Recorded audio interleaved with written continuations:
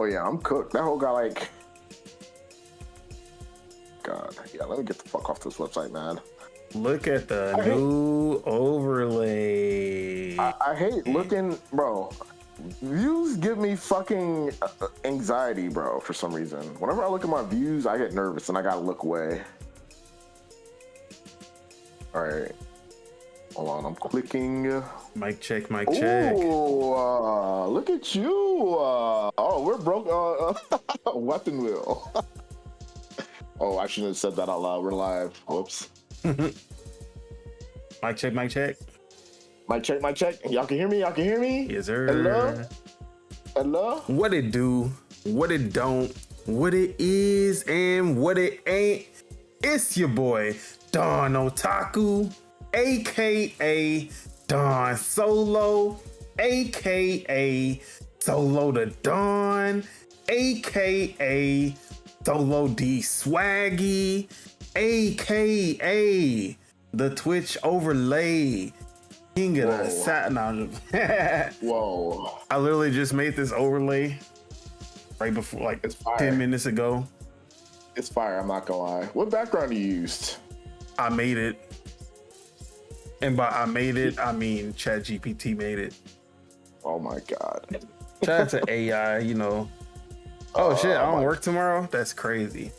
Oh. I just found that out. Shout out to that. Shout out to that. Hold on, let me. But yeah. This is Project Untitled Gaming Podcast. Working title. Episode. Shout out to Lord Metroid real quick. Shout out to him. 5. And I'm here with Deadshot Teach, my co-host for the day. Because it seems like it's just gonna be us. At least right now. Lord Mars. Matter of fact, hold on. But then the camera gonna be messed up. Oh, for real? He ain't got no camera. He's just gonna be a background voice or something. Yeah, but you know it's gonna throw off the feng shui. Let's see. We gotta figure that out the next episode. But yeah, go ahead. But yeah. And of course we are here to talk about the gaming, whole gaming, and that's about the gaming. But let me go ahead and introduce the topics for today. First off, Scalebound, back from the grave. A legendary publisher is making a return. Uh-oh. Gears of War collection, new details that some of those details might not be as good as we thought. Oh, I seen that yesterday. Well, I didn't see that. I seen it. Call of Duty, Modern Warfare 4, 2026. Or wait, 2026? 2025. 2026. That's the next one. 2026 details. And more. But before we get into those, let me go ahead and introduce my co-host, Deadshot Teach, aka Triple Up Teach, aka Double Down Teach, aka 99. Wait, the hater 99% of all video games. And the hater of 99% of Matrix movies. I'm a hater. We're trapped in a Matrix. We're trapped in a Matrix right now. Excuse my background. Look, we're back. Shout outs to Don. Shout out to the podcast. Shout out to Lord Metroid. We're here, baby. Yeah, I've been playing games. I tried out Fragpunk. It's cool. They're gonna have to nerf that sniper, but besides that, hey, it's cool. It's fun. Oh, we didn't play Split Fiction, dude. I've been waiting on. Where the fuck you been at? When I told you I was gonna play Split Fiction with you, that was a lie. Oh my God, I'm so sick of this guy already. I'm so sick of this guy. Look, I'm playing with my girl. I'm about to delete that shit. I need hard drive space. Need hard drive space, bro. We do live in simulation. Don't you guys know? You know it. We do live in a simulation, yes. Shout out to Lord Metroid. But yeah, I've been chilling, been streaming, been doing some just chatting, been posting on YouTube. I've been doing a lot of things. Bro. That's what's up. What you been up to? As for myself, been working, and when I'm not working, I'm gaming. And not gaming with me, lying ass. You know what? I'm gonna let you continue. But as you can see on the screen, oh, you see? I already knew this was gonna happen. Uh-oh. He pushed me to the side. All right, we gonna work it out next time, but camera's off for now, or your camera at least. Okay. Yeah, just turn me off. Bye guys. All right. And let me bring the Discord back. Bro, you're getting good with streaming. Look at you. All right. Sorry about that. You're good. Matter of fact, I'm getting Lord Mars real quick. Yeah. Before I go and talk about the games I've been playing, let me go ahead and introduce Year-Round Spitter, aka Spitter, aka the Raging Demon, aka Maximum Spidey. What it do? What go down? What you been up to, Bear? What's good? How y'all doing? You see the new overlay? Have you seen what we got cooking? I seen the new overlay. Whose overlay you stole this from? I made this myself. This is my first custom from the ground up overlay. Layout. I've been telling you to do this. I like it. I like it. Your background of you is kind of wild. It's a lot of color going on. It's a supernova. Is that supposed to be an 8? Okay, but what I've been playing? Damn. What have I been playing? Fragpunk, Street Fighter. I've been playing. Actually, I haven't played Street Fighter. I just been watching the little tournament they had in Japan. Pretty good tournament. Oh yeah, I've seen that. They had me up at 4 a.m, bastards. I was just there to look at the cosplay women. And then they didn't show nothing that I really wanted to see. But it was a good tournament. But play some Valorant. Probably gonna get back on playing Valorant a little bit more. Trying to be comfortable with keyboard. Tried Fragpunk. I like Fragpunk. They did people dirty. I know why. I know we're gonna talk about it later, but I know the reason why. But besides that, Fragpunk's still fun. New map cool. Haven't tried all the new cards, but some of the new cards were pretty good. You just gotta hope that your team picks the cards and not just keep their shards, because it's community. Man, I hate people. Community cards, baby. Oh. But besides that, yeah, that's pretty much it. I ain't really played nothing. You ever play Split Fiction? Who I got to play that with? Oh yeah, join the club, bro. Join the club. All my Split Fiction gameplay so choppy. Yeah, I'm looking at it. It is kind of choppy. It's karma. Carmex? Maybe Chuck's right for the first time. I'm right every time, but okay. Right. Dun, dun, But yeah, and then let me go ahead and introduce Year-Round Chukwu, aka Chuck, aka the PC Master Race veteran. Actually, you're not a veteran. I can't say that. PC Master Race. Intermediary. Yeah. Novice. I ain't gonna say novice, but he definitely a private. He in the trenches. I got my raincoat. One go down, y'all. One go down. What I played this past week, like Spitter said, his Fragpunk is my Valorant. So Valorant had a new season. They also dropped a new character. which is fun.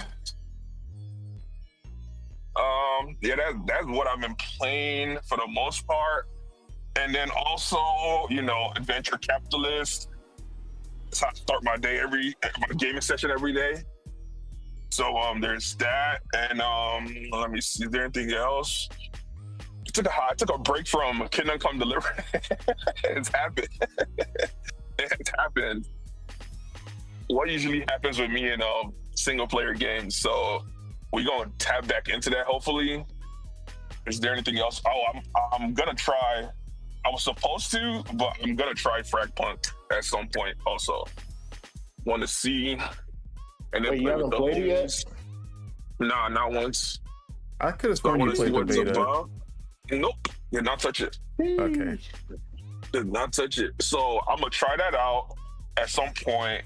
What else did I play that I can't remember? Let me see. That's Stranding. Oh yeah, it's in the same catalog as Kingdom Come Deliverance 2. What? Never playing it. We're savoring it. We're gonna finish it later. 10 years later. What else is there? He's gonna have his kids finish it.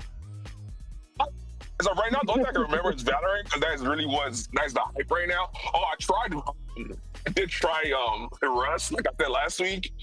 I played let me see, like a good 7 minutes. I got killed and I got off. Wait, we don't got time. We don't got patience. You haven't played Marvel Rivals? Yeah, he has. Not this week, but he has. Yeah, I played it, but yeah, not this week. You forgot about it, man. Everyone took a break from Rivals in a minute. See, that's what I'm saying. So I feel like games been coming out. PUBG. I feel like games kind of been coming out. Oh yeah. Yep. So it's literally, thanks for reminding me. It's been Valorant and PUBG Blindside back to back. Hopefully the beta's still up, but those have been the two things holding me down this past week. Okay. Bro, how many people's on that screen, bro? No wonder it's choppy. Look, you got 20 ogres. It wasn't choppy when I was playing, so I don't know why it recorded choppy. Yeah. Actually, I don't even know if it was choppy or not, because that nigga was having fun. No. I was playing it because it's split screen no matter what. And I was playing on my computer. My girl was playing on the Xbox, and I was just looking at the TV with her. Like I was playing it like we were both playing on the Xbox, but I never looked at my own screen. So that whole could have been like dropping frames this whole time, and I would have never known because I never looked at my computer screen. But yeah, first off, Lord Metroid, cut that out. That's wild. Cut that out. Nah. We don't. That's wild. He's standing No women climbing poles. What you call? All Okay. women's. Why not? Isn't today the day too? Women's. Isn't Oh today yeah, Women's Day? Happy International Women's Day. I think that was yesterday. Why are you taking women off the poles, man? If they want to be on the poles, we not celebrating women on the poles today. Nah, what did LeBron say? Happy. You supposed to go celebrate. You supposed to go throw ones. The only polls that we celebrated women is when they got their suffrage and they were able to vote in the polls. That's the only polls and women that we talking about. You feel me? Did I Kamala Harris? Except for, well, nah, let me not. Look. Let's talk about the games, please. Yeah, let's talk about games before we get something else. Shout out Xbox and PC and Nintendo. Shout out the female on Xbox. I forgot her name. Sarah Bond. Yep. Shout out Strong Sarah black Bond. woman. Shout out to her. We got a bond. Yeah, I just So don't know yeah, that yet. as for myself, as you can see on the screen, playing Split Fiction, and I'm not going to talk too much, but if you liked It Takes Two, you're gonna like Split Fiction. And right off the bat, it's giving me a lot of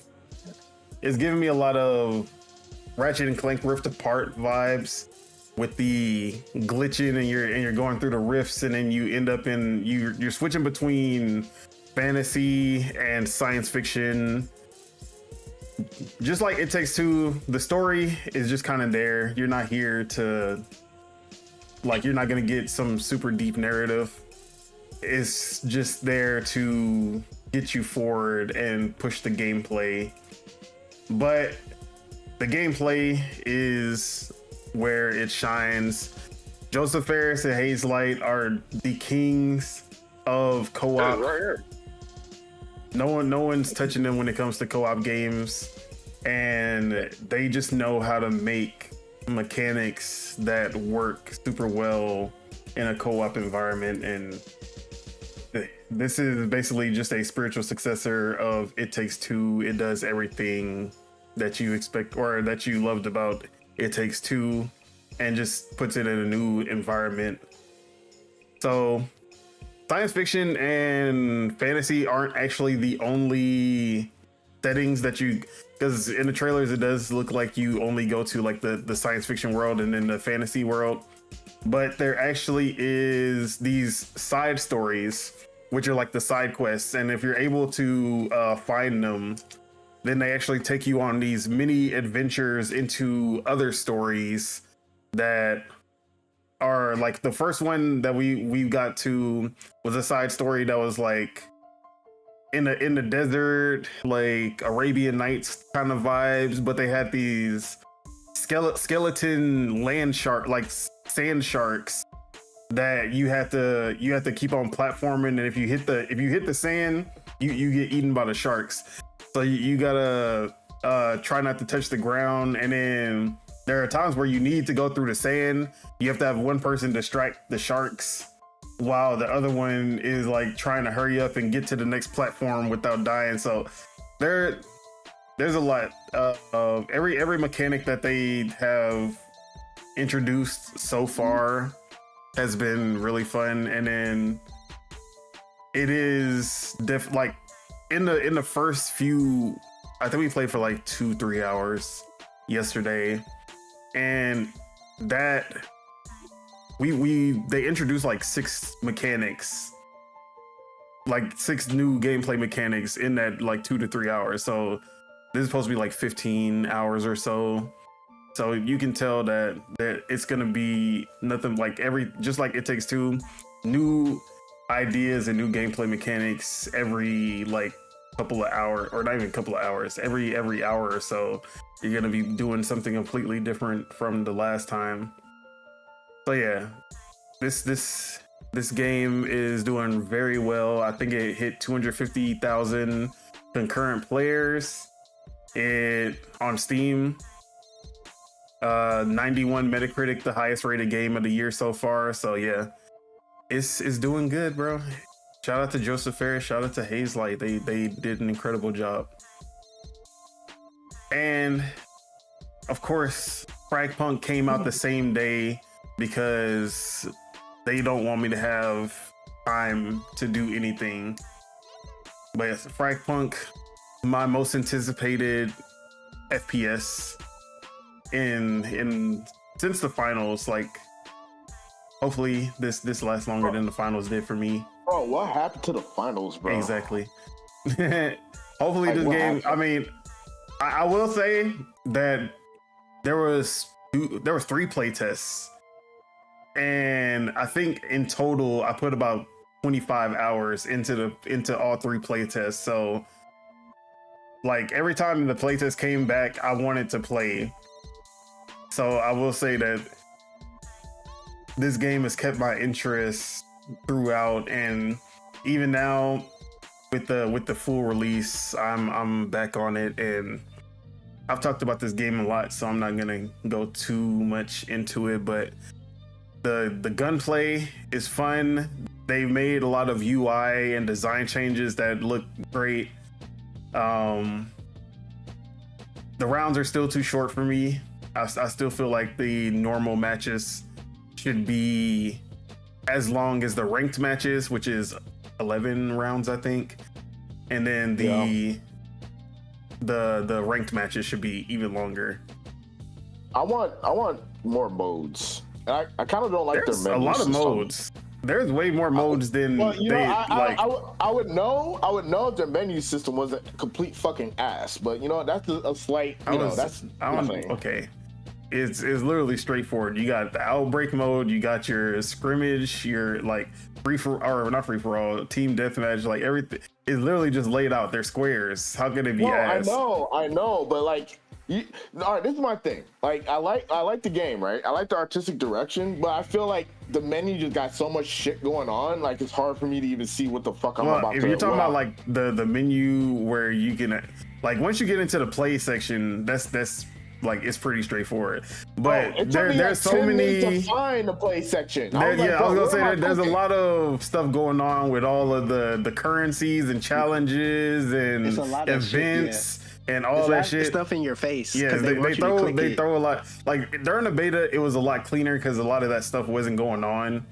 But now that they do have less, because it was just I just want it more streamlined. If it's more like they're trying to make you buy stuff and stuff like that. For sure. I know that, but it's like I don't even care. And they want to keep you playing. That's why they have all of these different events going at the same time. I just want it more streamlined. That's it. Yeah, I like the game. The game is fun. When you get used to it. That's the thing. Yeah, that's just the beginning. It was like that, but in general, because we played it for a long time, so. Yeah, I ain't gonna lie. When I did, it was like when I first played it, it was kind of messing me up too. Because I was like, bro, it's just so much more that's on the screen. Yeah. But then, like, once I figured the play stuff, then everything was just simple. Now, like Spitta said, they made some changes from the beta, which this is something that I've seen 100 times over. When you go from the beta to the full release of a free-to-play game, the currency and how much it costs to unlock things, how fast progression is, all of that has been exponentially increased. And they added a new currency, obviously one that you have to purchase to utilize. So yes, they added a gold currency that you pay for. This is basically your V-Bucks, your COD points, Robux, whatever you want to call it. There is a premium and ultimate battle passes. So there's two different battle passes. Oh my god. The premium one, the only difference between the ultimate is that you get what was it? You get an extra skin or something at the end of it, and it's like you can't get that skin unless you get the ultimate battle pass. Okay. So they got me. I'm not gonna front. I got that premium battle pass. I got the ultimate battle pass. I got the ultimate. You're weak as hell. And you know they got me because they was like, yeah, if you get a first look. They say if you make your first time purchase, then that's it for your full name. What is this man? He's mumbling. I have no idea. Are you ordering food? Yeah, he is. I think sounds like it. Okay. I think that guy's working. No, 1 second. Wait. Just the oil is yours? Oh man, hold on. All right, I muted him for now. Let me know when he's done. Sure. All right, so they got me because they were like, yeah, first time purchase, you get the skin for broker, which is the black guy, and he got that Randy Savage cowboy hat on with a gold chin. I was like, yeah, I'm gonna get that. So with a gold chin? With the gold chin. Whoa, and what's it called? So they're also doubling the points that you like, your gold points for this first time. So if you buy the $10 one, they give you $20 worth of points. So I was like, you know what? They got me. Like I'm just gonna go ahead, give them my money, you know, type shit. So yeah. See, I'm more conservative with my cash than that. But, enjoy in the beta, to unlock a character, like the points that you earn, it was like 2,000 of them. Full release, 18,888. Oh my god! More than Let's see. Let's You know more what it than is? 9 times. The more than 9 times the fucking points to unlock a character. Bro, they use them betas to get you addicted, bro. It's just like crack in the 80s, bro. They know what they're doing. Bruh. The crazy thing is they did the same thing with Tribe 9, which was that Danganronpa like free-to-play game. And bro, they upped the progression so bad that I don't even want to play that shit. They literally like people got off the game and they finally were like, hey, we're fixing the progression. We listened to your feedback. So I'm probably about to get back on Tribe 9 now, but they was like they fucked us over compared to the beta. This one, it still seems like the progression is fast enough because I played for like an hour. I got like 2,000 points. So it's not that bad. Quick question. I got a quick question for you. What would you prefer? Would you prefer a battle pass system or just a straight up DLC system? Like expansions that you just buy over time? Yeah. Like back in old Halo days type shit? Yeah. I prefer the DLC instead of, like, I don't want to do all that grinding and shit. Like, you know, they got the daily login shits and whatever. Look, just let me buy them. If you log in 2 days, to Fragpunk, you get a free character. Yeah. Hey, I'm already day one, man. Don't give me Which hope. I need to log in today. I need to make sure I do that. You're gonna log in without nobody else, you bitch. I know what you are. But yeah, what was I gonna say? So what's your question? The battle pass versus so if the battle pass is like Halo's, where they basically, like, if you don't finish the battle pass, it'll roll over and you can finish it at any time and you can buy the old ones at any time. I love that. That's how every battle pass should be. And if it's like Halo's, I'll prefer that just because I like battle pass system because I like the progressing and like seeing what you unlock as you progress. But the worst part is not having enough time to finish a battle pass. And then you bought the battle pass and now everything that you like, the shit that you should have had because you paid for it is now like locked and you can't do anything about it. That's bullshit. That's scammy. I hate that shit. That shit feels like a scam. And from what I've seen with Fragpunk, they do not do it the Halo way. So you gotta pay. Oh my god. I think what you call is ready to speak now. Oh, okay. Let me unmute. Yeah, we're still talking about Fragpunk. But we're talking about like battle passes and Wait, could y'all hear my person? Yes. Were y'all hearing the conversation on my end? Yes.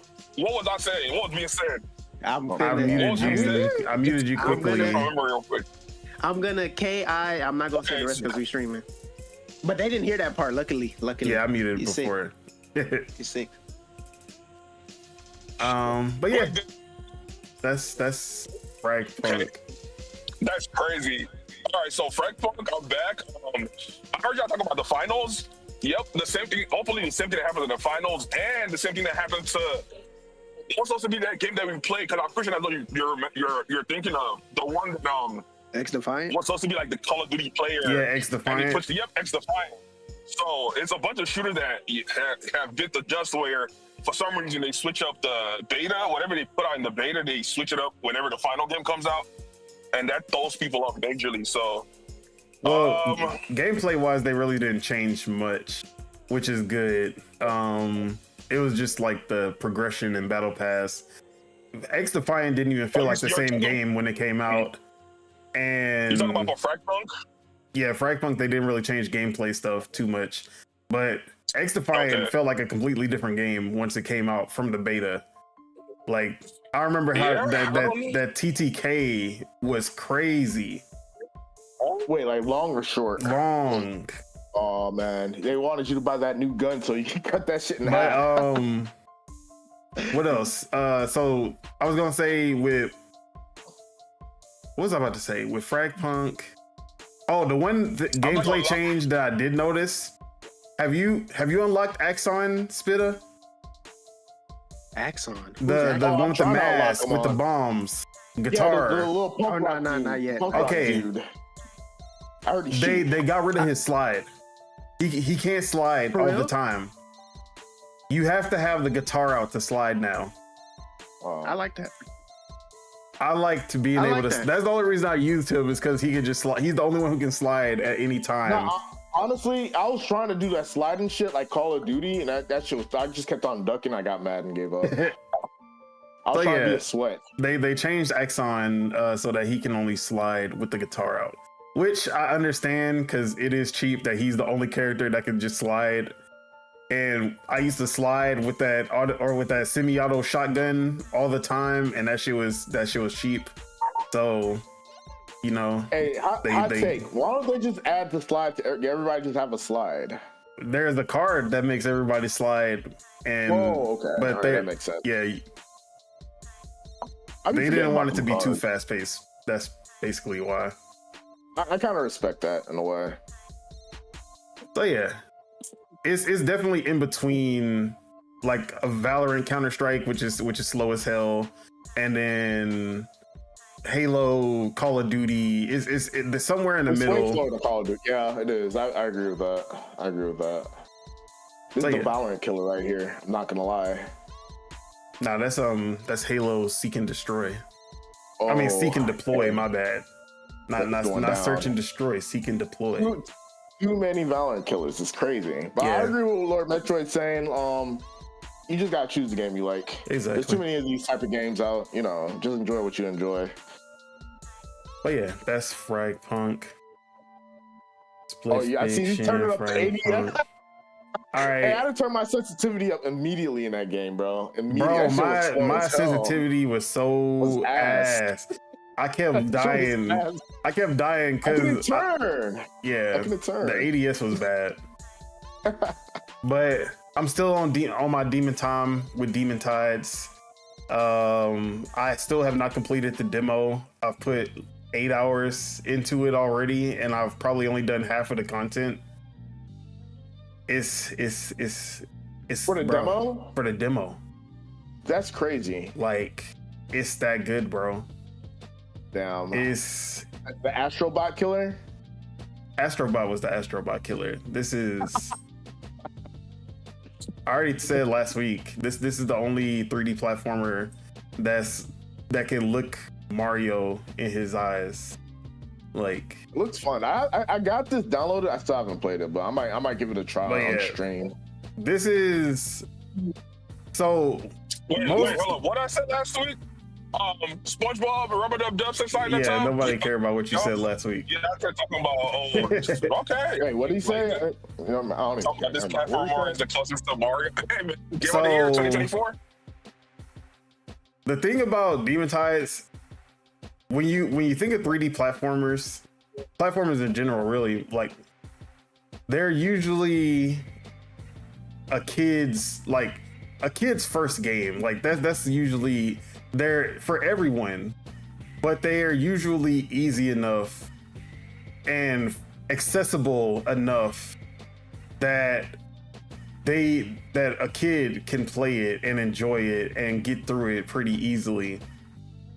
This is one 3D platformer that is not that Yeah. it is not accessible at all for It looked like it's mechanically involved in a way.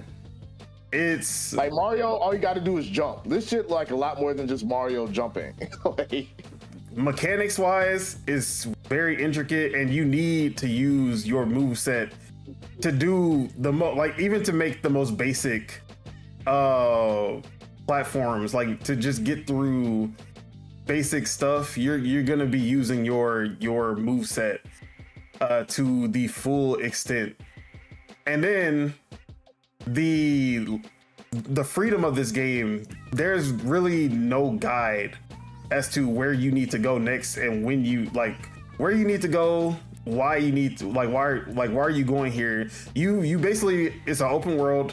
You can go anywhere Figure it out. anytime, and you are trying to complete these islands by finding the chests. There's usually multiple chests throughout the stage, and then you have to find these chests. They don't tell you where the chests are. They don't give you a hint or anything. You just gotta keep platforming. Usually they're in a high place, so you're usually scaling buildings, scaling.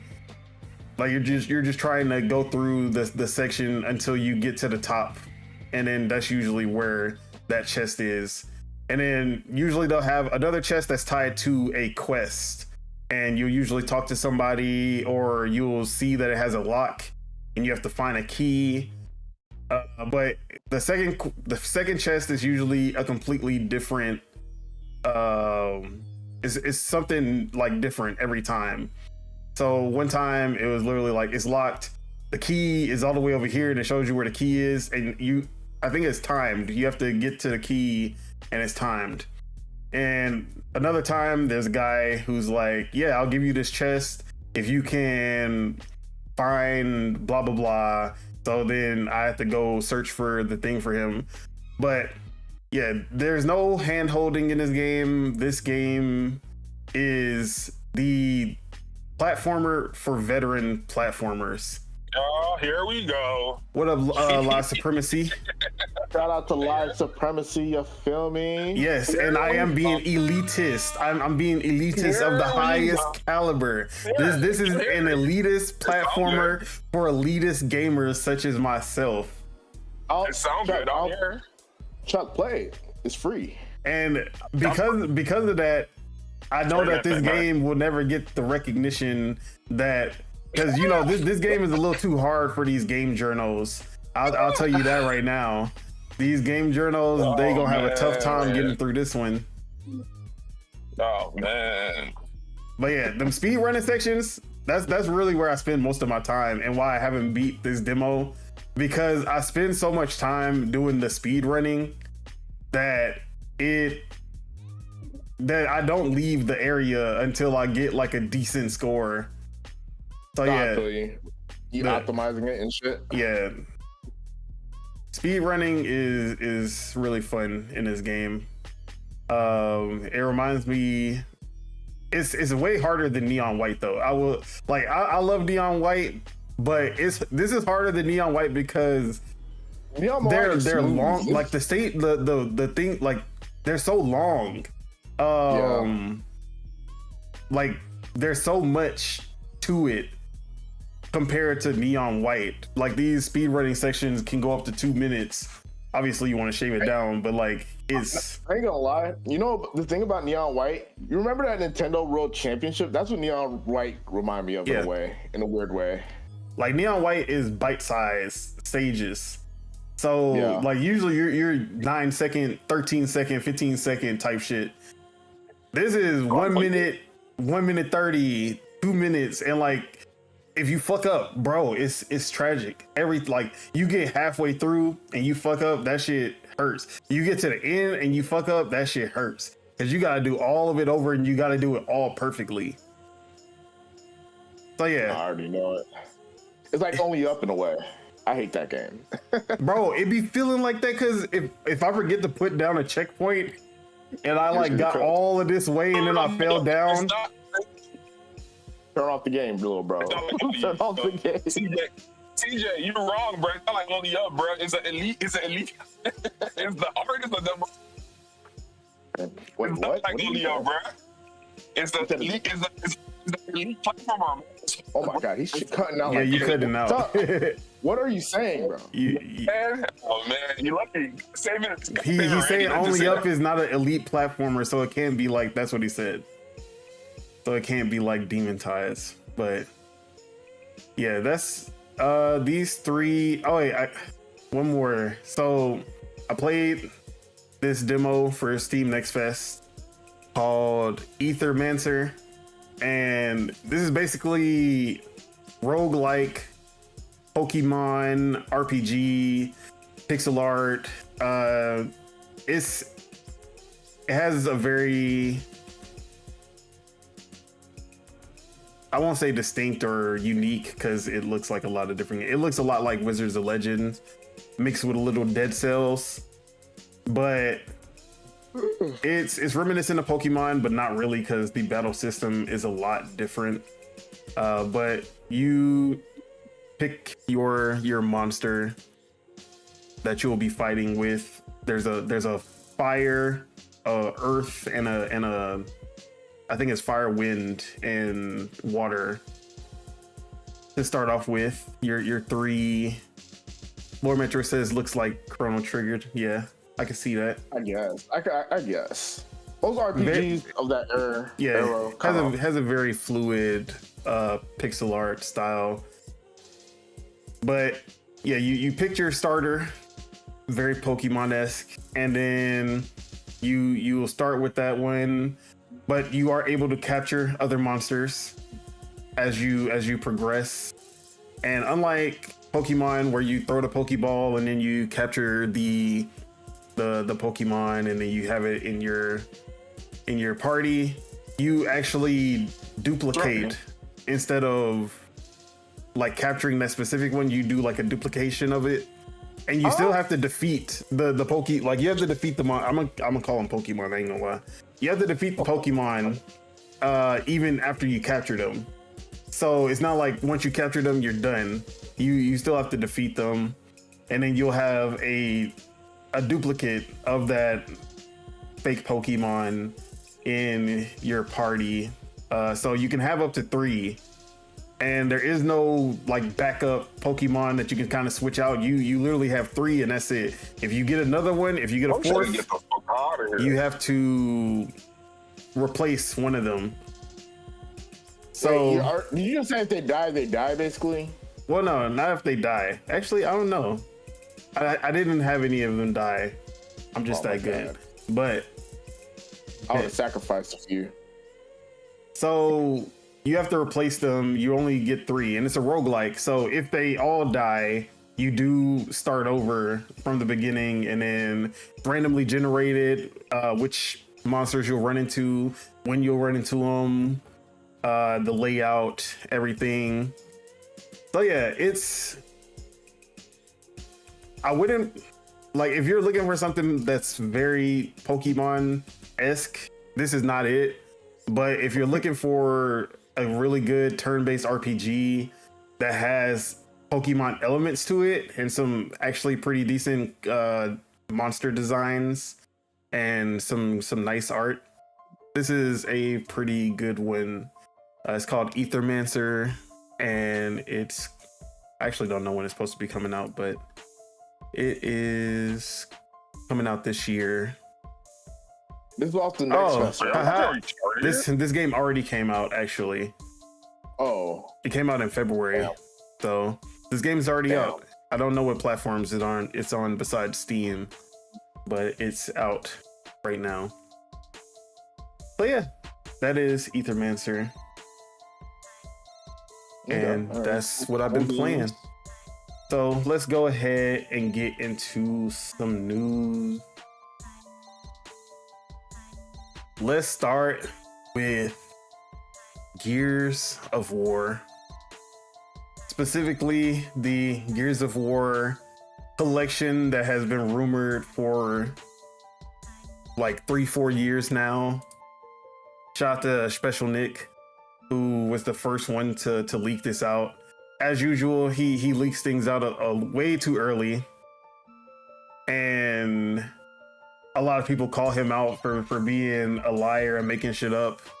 But now that is actually coming to the forefront, because not only now we see multiple insiders saying that yes, the Gears of War collection is coming out this year, but not how you would have expected, at least not how I would have expected.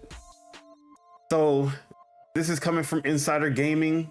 Sam Sepio is the writer. Gears of War collection will feature co-op, but no PvP. According to a reliable insider, the Gears of War collection will not feature PvP, but include the campaign co-op. Yesterday, new details about the Gears of War collection surfaced through Detective Seeds on X. Their post stated that the game was seemingly added to the PlayStation Store backend, revealing new information about, oh, by the way, this is going to be day one on PS5. That is something that has been leaked as well. Revealing new information about it, the leaker reported that the game will arrive in mid-2025, around August, and will not include multiplayer PvP content. The focus will be only on the campaigns. A reliable insider has now corroborated the information about the Gears of War collection not featuring multiplayer PvP. Jez Corden took to X later to reveal what he knows about Gears of War collection's PvP status. In his recent thread on Twitter, I'm gonna say Twitter, I'm tired of saying X. Corden stated, "I too have heard no multiplayer, specifically the PvP multiplayer. In the same thread, co-op, but not PvP is what I heard." Corden has stated that he is looking into the Gears collection rumors to find something concrete. In his recent YouTube video, another leaker, Xstasis, also revealed some details about the Gears of War collection and E-Day. According to him, the Gears of War collection will be revealed during the Xbox showcase later this year, and the game will be available for PlayStation 5, Xbox Series X, and PC on day one. Gears of War E-Day is reportedly scheduled for 2026, but has a slim chance of being postponed to not postponed, but moved up to 2025. In other news, People Can Fly has been announced as the co-developer of Gears of War E-Day. Also, the original voice actors for Marcus Phoenix and Dom Santiago are returning for the latest installment in the series. So, Master Chief Collection was amazing because we got 1 through 4, all campaigns, and they were upscaled to 4K 60.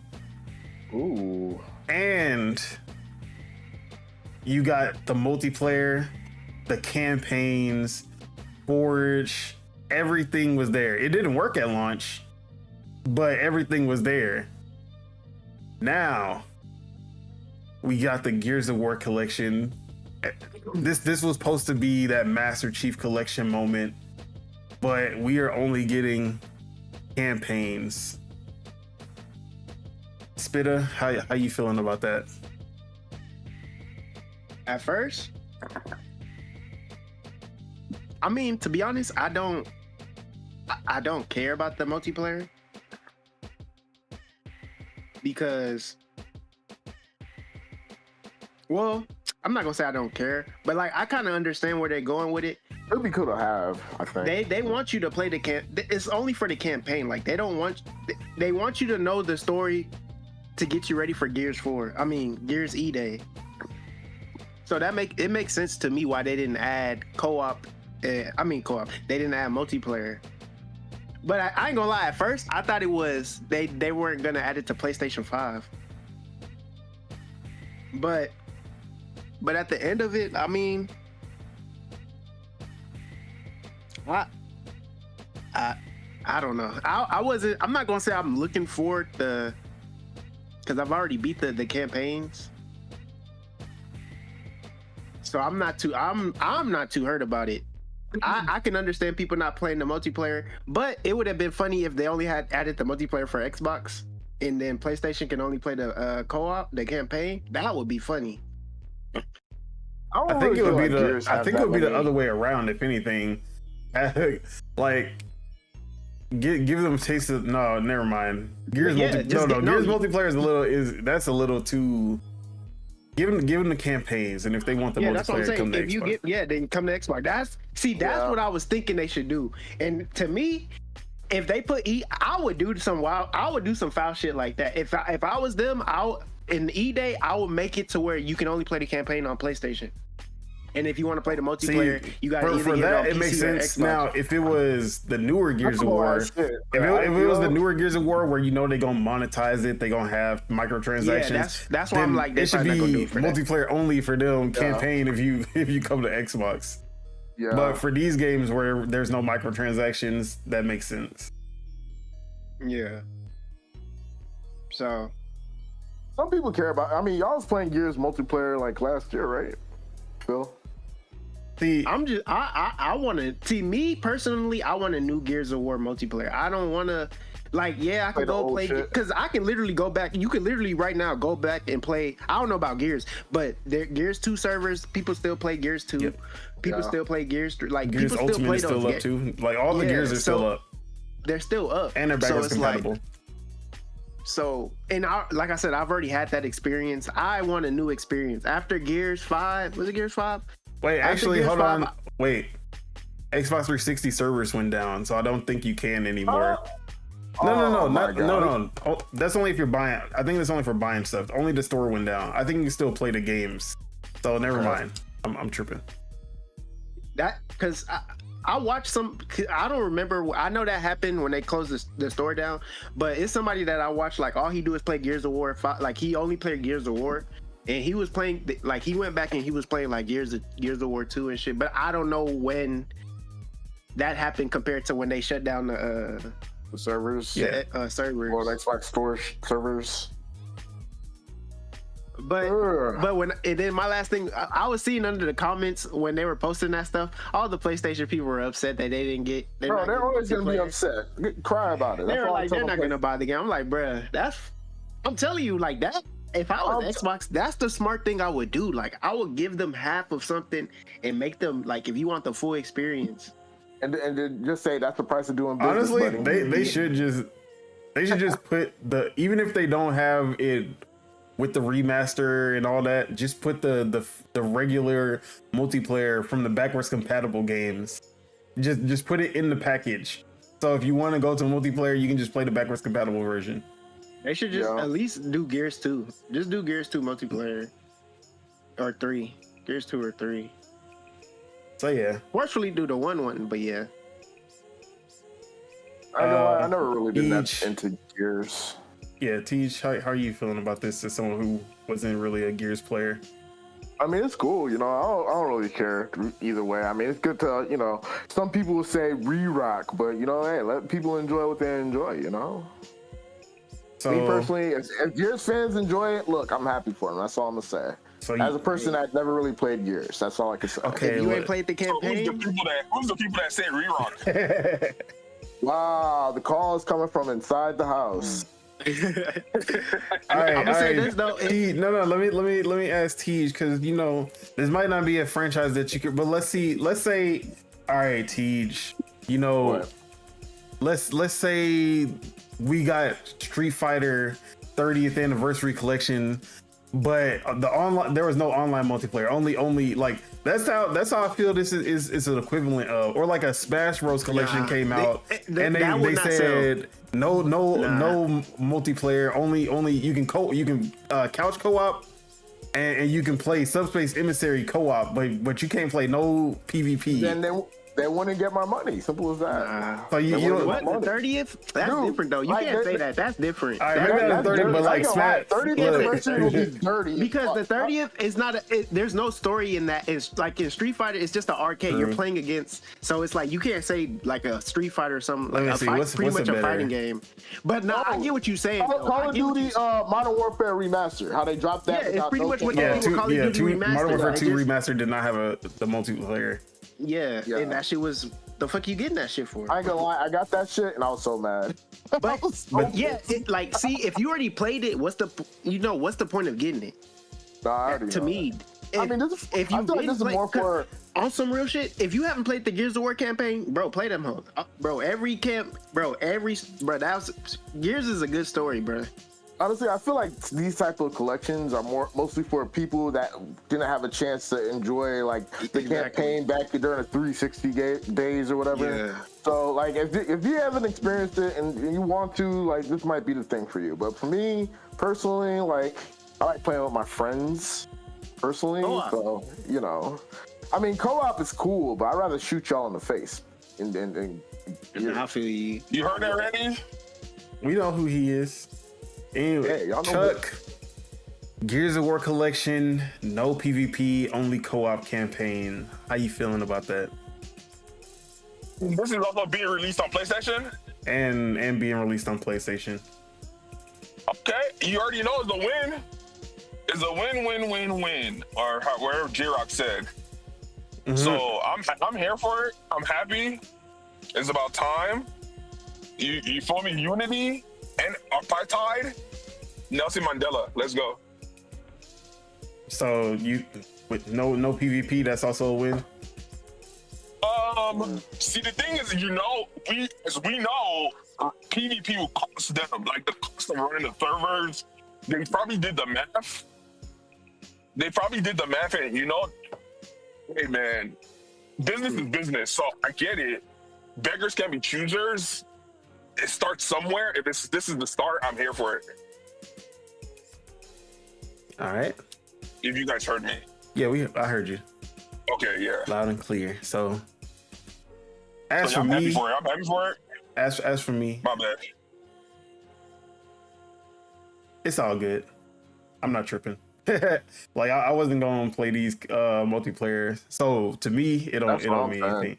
And I understand Gears of War E-Day gonna come out. You don't want to be splitting the fan base.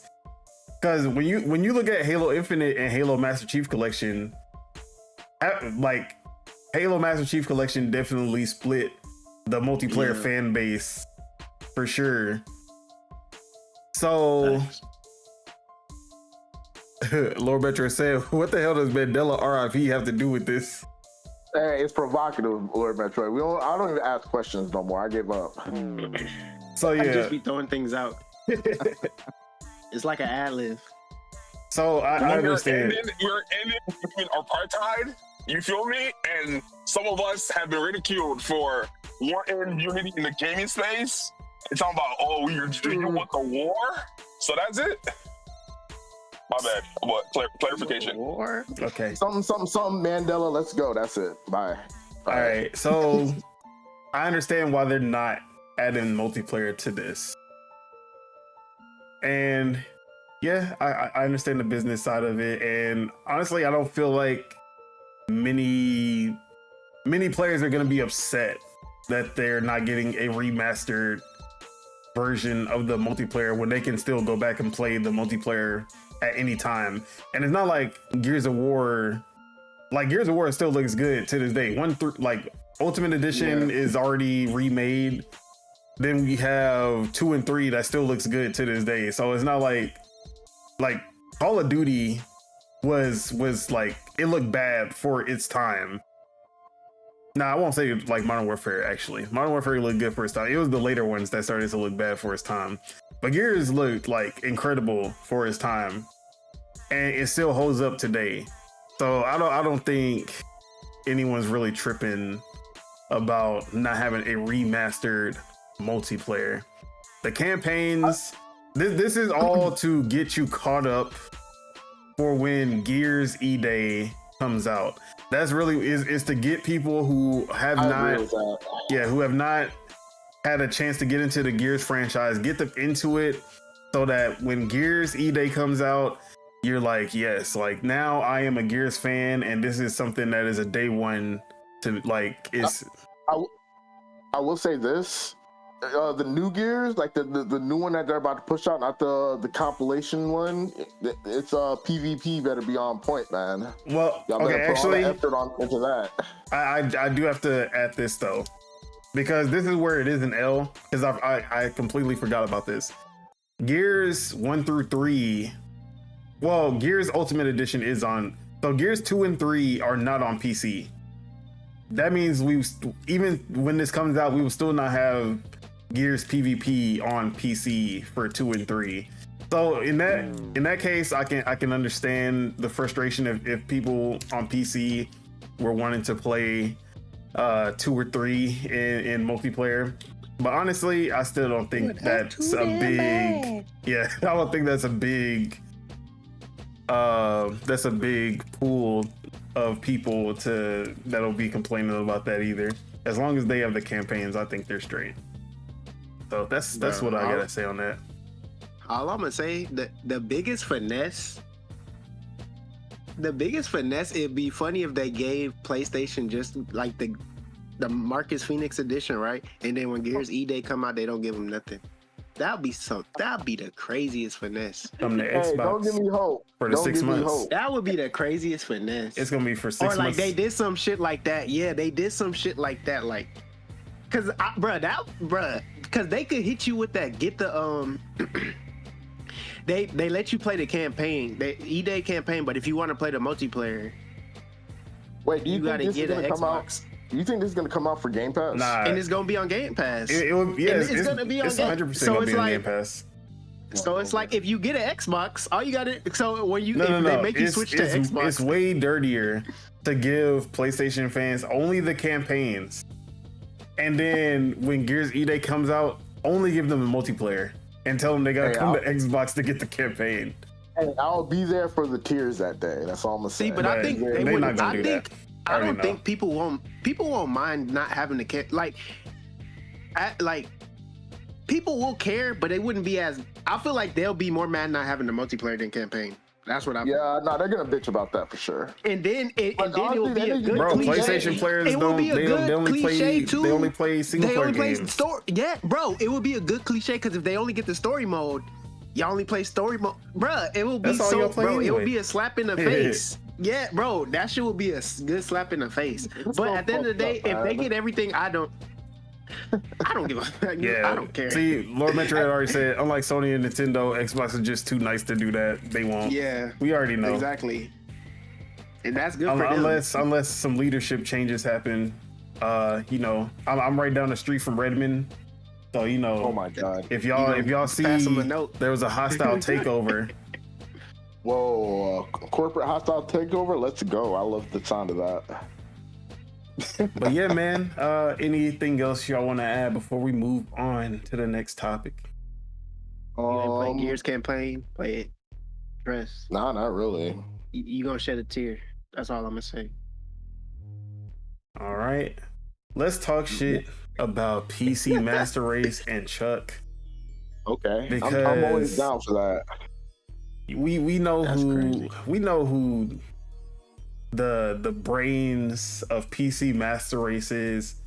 You know, Steam is the heart of the PC Master Race, but the brain is Nvidia, because Nvidia powers the majority of PCs, gaming PCs specifically, out there. And for the most part, Nvidia, they've been them dudes. Like AMD has been struggling to keep up for the longest, especially in the high end market. They're like, Nvidia is basically untouched in that remark. But AMD does have a place in the mid-range, lower end, where they can compete with Nvidia. But Nvidia does have their options: 5070 Ti, or if we're going back, 4070 Ti, 4060s. That's their mid-range and lower range GPUs. But they made a claim when they announced the 50 series that the 5070 is the equivalent of a 4090 for only $549. Huh? The equivalent of a 4090 to Isn't a 4090 like $1,800? $1,800 card, or $1,500, something like that, Oh, they scamming. for only $549. And that had people like, oh shit, they was like they really with the shits this time. Like, they actually giving the mid-range some good shit. They moving the bar for what mid-range really is, hitting 4090 performance for only $549. So even myself, I was like, oh yeah, Nvidia, if they pull that shit off, they won. Like, they them dudes for that. That shit's gonna sell like hotcakes. Well, corporations gonna corporate, because the reviews have come in, and we have the test results right here, and the lie detector says Oh my god. that was a lie, because it does not even come close to 4090 performance in almost basically any metric, except if you use multi-frame generation to artificially boost your numbers, and basically you're just adding extra frames between each real frame, extra artificial frames between each real frame. Instead of the original frame generation, which is only 1 frame between the real frames, they add up to 4 fake frames for every real frame. And that is how you get 4 times the performance by doing that. You know, the math checks out. And that's now sleazy salesman talk. The people who have been testing the 5070 out, it is basically a 4070 Super, which is what I have. So it's not even a 47 Ti Super. It's not even a Ti. It's a 4070 Super with multi-frame generation. It performs almost exactly the same as a 4070 Super without multi-frame generation. And a lot of people are very disappointed with this one, which we've heard a lot of glowing reviews about the other 50 series GPUs. There's been some bugs and stuff, but nothing too crazy that we haven't seen with other GPU releases, honestly. But for the most part, the performance of the 5090, the 5080, the 5070 Ti have been on par with what they said. It's just the fact that they made such a bold claim about the 5070 and it does not even come close to that statement that they made. So there's tests running where the 5070 is hitting the exact same numbers as a 4070 Super. In most games, it's even getting outperformed by AMD's new chipsets that are cheaper as well. Depending on the game, it all comes down to the game, but for the I like you say that. I like you say that. But yeah, if you watch like Gamers Nexus, he even had a tweet where he says, so for the 5070 review, should we just randomly multiply the 5070 results by some number between 2 and 4 to make it better than the 4090 like Nvidia claimed on stage? To be fair, it would be an artificially intelligent way to compare the cards. So yeah, it was definitely some good ass marketing, but at the end of the day, in most real world results, it's cap. Chuck, how are you gonna defend Nvidia this time? See, this time. What's it called? So, you see, now see, hey. So, exactly. All right, so I had a conversation with some Bingo after you guys' episode last time. Shout out to AMD. Well, right now we're focusing on Nvidia. Yes, I agree with everyone. Nvidia did some. Let me see. What's the best way to put this? They did some performative marketing for sure. Deceptive? I say not. They said performance. They didn't say it's going to do better than. They didn't say it was equal to. They said. See, this is what I'm saying. Well, they literally say it said on the screen, RTX 5070 equals 4090. Like, no, it didn't say that. I'm saying it didn't say equals. It says 4090 performance. This is what I'm saying. Okay, equals 4090 performance. That's still. Let me say, you know what I'm saying? All right, I gotta refresh it, but I looked at it and I was like, aha, because why they can't get sued. They can't. Okay, so whenever I say it's English, it's the English language. It's open for interpretation. It's open for interpretation. Some things should not be open for interpretation. Like some things just shouldn't be open for interpretation, though. It's what it is. So I'm saying they did that. Giving you business. Nvidia did some performative marketing. I will say that. But the thing is, the reaction and the hoopla and the circus it's not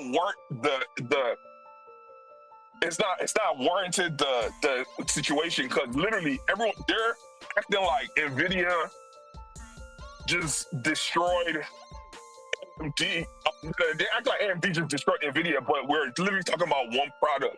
They hyped up a mediocre product. You said what? Well, all right, let him finish. Then you can. But yeah, go ahead. So right now they're only talking about one product, and like I told, it is a little messed up. let me not keep for them. It's messed up because it only affects you if your range and you are looking forward to a 5070. If you're looking forward to a 5070 or even a 5070, is it a 5070? Yeah, 5070 Ti or 5070 Super. I don't know which one it's Ti. Yeah, Ti. If you're in that range, you're literally the only one affected here.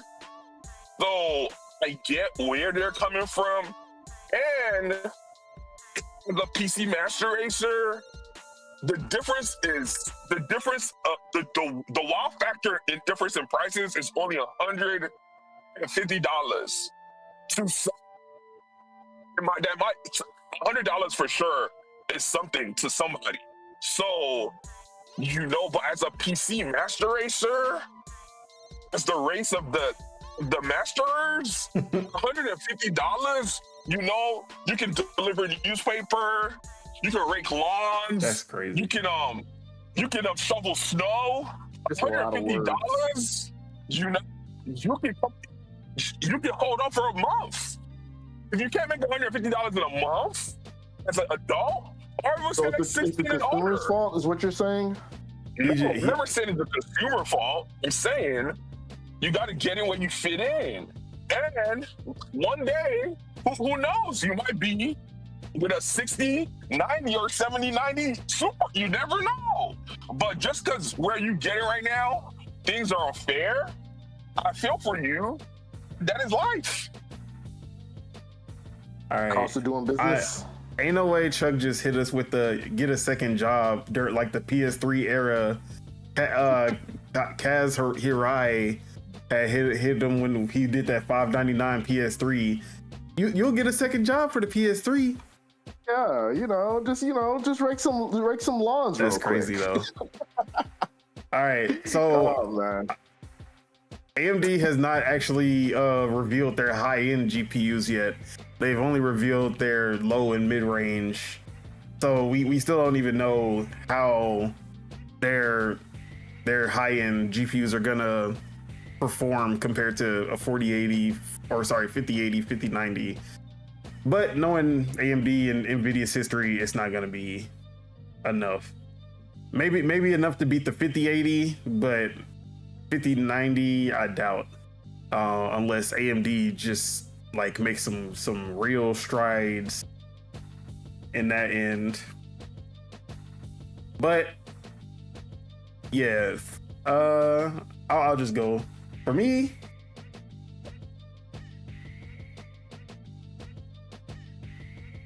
it's definitely deceptive. I'll say, like, the marketing of it is deceptive, but at the same time, for the price, you're still getting exactly what you would expect from a 5070 or any kind of 70 series of a new generation. So it's disappointing because they hyped it up when they really shouldn't have hyped it up the way that they did. Now, for me, actually, I'll say it is still a little disappointing because a 5070 of the new generation should be outperforming my 4070 Super. And yet it's on the same scale as the 4070 Super. I think it should be closer to performing with a 4080 at this point. But it's not.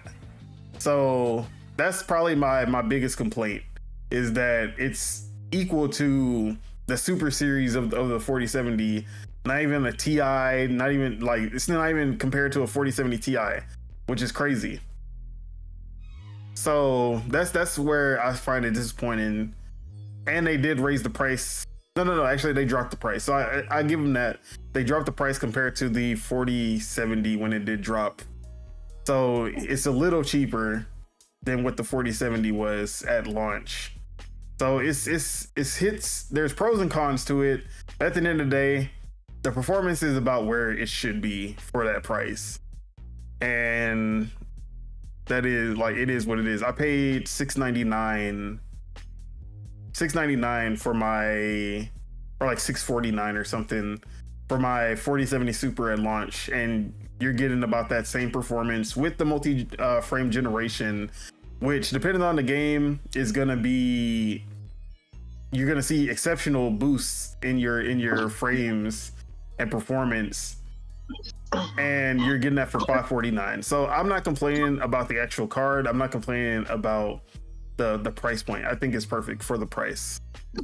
It's just that the marketing itself is where it all, like they just shouldn't have said that. No one would have been complaining about about the 5070 if they would have never said that it had 4090 performance. So that's all I gotta say on that. You gotta see, like I said, performative marketing. No. What's the point of selling it when you give the GPU out to people before it even goes up for sale? The reviews are out, and then they tell you to your face that you lied. So what was the point of the marketing? Now it just looks worse than the actual marketing about it being a 4090. All right, so here's the thing, right? Going down, sir. See, here's the thing. I hear you for sure, but like the thing about this, right? They cast their net. All right, so let me ask this question. Which one do you think, if I'm paying, like, if my attention is on the 4070, my bad, not 4070. Attention is on the 5070. Pay attention, and I watched the NVIDIA showcase, and I'm okay. I'm excited. How many people do you think are then gonna follow up and then pay attention to the review? Because they're gonna get away, as wrong as it is, as performative as it is, they're gonna get away with a bunch of uninformed consumers. Like, I feel like that was their, let's not say that, shout out to lawyers, but as copacetic as it is, they're gonna get a bunch of uninformed, as it might sound, they're gonna get a bunch of uninformed consumers. And I feel like that weighs the informed consumer. So I feel like that's what they're banking on. See, I feel you, but yes, there are definitely going to be some who don't know, like they're not going to look at reviews, they're not going to see. But I also feel like the ones who don't look at reviews are also the ones who aren't looking at the AMD, or not AMD, NVIDIA presentation about it either.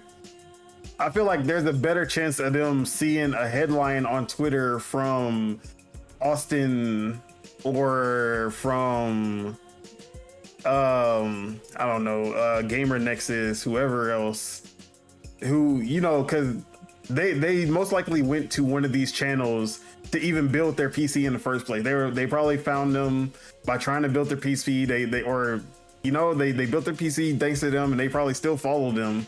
They're more likely to see, like, the people who you're saying aren't the real master racers who are like really in the cut with it. They're most likely watching them to be informed, or like they come across them when they need to. I feel like they're more likely to come across a headline or a tweet from them versus watching the NVIDIA conference and seeing it. That's how I feel, at least. I feel like people wouldn't complain about it if they didn't have a valid reason. All right, so why I say what I say is because I did not watch the initial NVIDIA situation, their little showcase, but like you said, I did see the headline, and you did bring it up to me. It was in a positive light. So that's what I'm saying. Because I'm looking to get a new graphics card. So if you're in the space of looking to get a new graphics card, for sure the headlines would hit you. And most likely, how things were before this news broke, you were most likely looking at getting a RTX just from the history that they. So you were most likely looking forward to getting a new RTX 40 something. You didn't even know about the 50 series. The news broke and like, oh, it's cheaper and it's gonna be powerful and it's new DLSS 4, and you're like, oh, okay, so I'm here for it. You gonna buy one? See, that's what I'm saying. I am, but not a 5070. So that's why, like I told them, it did not affect me. So that's why, like the celebration to like the difference in card, it didn't get it. Like I'm not getting like the overhype. Like I told some bagels, whenever if it drops a full line that's able to compete with the 5070, 5080, 5090 at a decent price, if they're just doing it, then I'm like, okay, I can understand. I'll be there jumping and coloring with everybody else. But as of right now, congratulations to them. They did a good job on one product, but it's not in it's not my bracket. It's because I'm looking at the 5080 or 5090, so it doesn't affect me. That's what I was saying. But it does affect the majority of PC Master Race. See, I told you some bagels. The PC Master Race, if we have the money, we're going to buy it. Just like the same way they made, the same way for the longest time they made. You say that for the longest time, the same way they made fun of iPhone users. New iPhone every year. You make fun of iPhone users. All right, so now I'm ignorant. No. I'm not even adding Teej to the mix. The majority of PC players are like 30-60, 40-60, 50-60, then 50-70, 30-70, 40-70, 50-70. Like, I think according to Steam, the most players are still on 1060 Ti or 1060, something like that. Yeah, something like that. Their PC Master Race are cheap. Like, we know that. There are the whales, of course. There's gonna be whales in every situation who buy. They have the $4,000 computer, super liquid cooled, and every single fan's going crazy. They got anime playing on their box, like playing on the case. Crazy, but for the most part, the majority of PC players are in the lower to mid range, like majority. See, here, so my comment to that is sure, because I'm one of the people you just described, right? So this is what I'm saying. Wherever you get in, that's what I'm saying. Get in where you fit in. Wherever you get in, it's no matter where you get in, it's gonna be a learning experience. So whenever you're not going to go replace that part into the next one, I'm telling you, you're gonna want to upgrade. Like, look at you, the card you had before, the new card, you upgraded in number of tools. So that's what I'm telling you, you learn from your previous endeavor, and you're like, the reason I'm looking at a 5080, 5090 is because I came in at a 3070. I will never go into the 70 range again, because now I know better. So that's what I'm saying. Yes, majority of them are, but for those upgrading, they already have a mindset as to where they're going. The 70 is literally 60, 70 is entry level. So if you're already there, you're not going into another entry level. So that's what I'm saying. So this is for, and like Pulse of Bagels, it is, like I said, it is a little messed up, but they did target the bottom of the barrel with their performance, because they know if they went for they can't right there, they cannot do it. They can't do that same. They could not pull the same stunt with the 5080 or the 5090 because they know what's going to come with that. So, like I told some bagels, it's messed up. They targeted the bottom. That is messed up, but it is what it is. I think deceptive marketing equals bad marketing, and this is by if they were such a monopoly in a high-end GPU space, they'd probably be in trouble. Most likely, they're still going to be fine. I'll say that for sure. But taking advantage of the lower end to mid-range GPU users is kind of like fucked, and I don't care what you say about it. But that's me personally. Okay, so my thing is, yes, okay, crazy for yes, number yes. They're not selling people a potato. That was my point. Selling people a potato. I ain't saying they were, but the conversation is like, and this is what I'm saying. Also, this is what I referenced it. The gap in price is $150. So, like, are we really making all this commotion for $150? Because if you, I'm pretty sure we're going to speak about the AMD cards. We're not. It's only one card that's actually shitted on the 5070. So it's like you're competing, but yeah, for the pixel to price point, it's not for it's something to talk about, to like rave about. I don't know. I'll also say this: if you got a 1060 and you upgrade it to the new GPU that you was supposedly, be on point with a $1,800 GPU, you're still probably gonna be fine. But if you wanted like the power of something like 1,800, and you think, oh, if I could spend 500, well, see. Like for me, my example, I was thinking of getting, like, it made me kind of thinking about getting a 5070, but then I see that I'm not getting an upgrade at all, so there's really no point. Yeah. Like, exactly. Yes. So it's really for the people who are like 30 series and lower. No, for sure. That's what I'm saying. But honestly, that's most GPUs. Like most GPUs, you shouldn't be going to the next generation. It's usually the one after. That's usually how it is. That's the point I was to make, because 4070, not the 4070, the 40 series, okay, even the 4070 Super and 4070 Ti, it's competing. So like some of the it's on par with the 4070 Super. I get the part. Like I said, it's worth the conversation. It's not worth the rave. I get it. But also get where NVIDIA's coming from. Their 40 series is still capable, more than capable. But just like, yeah, for sure, the $550, you are getting you're getting their new, like Apple with their A4 chip. Ooh, you just cut out. You're cutting out. You cut out. Into gaming. Oh, my bad. Let me know whenever I'm going. Let me know back in. Yeah, go ahead. Say it again. Just like the A4 with the 40. Oh man! And the funny thing is, literally next to I'm looking at a cell phone tower, which is the craziest part. But Lord Metro said Chuck got hacked by Skynet. You get they don't like him talking about this PC shit. They're cutting them out.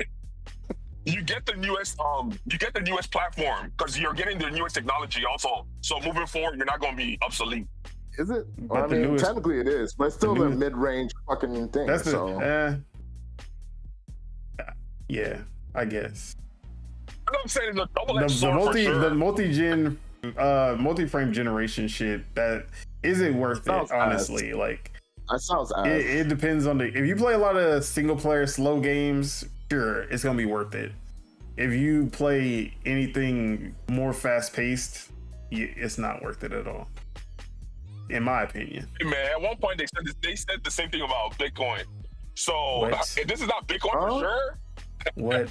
What is he saying? I'm not even, okay, whatever. I'm not going. All right, you're saying the technology is not anything, but you can't say that for sure because we don't. DLSS4 is better than FSR4, and so I like how you said game by game basis. They are games that the 5070 outperformed the competitor. They are games that happen. So it is game by game. Getting where you fit in. That's the best I can say. All right. So, Bitter, did you want to add anything? Because you haven't said anything about it. Nah. W Spitter. What up, Woke Dealer? What up, Casso? Have Shout out to my boy. Are you even here? That's a real question. He's muted.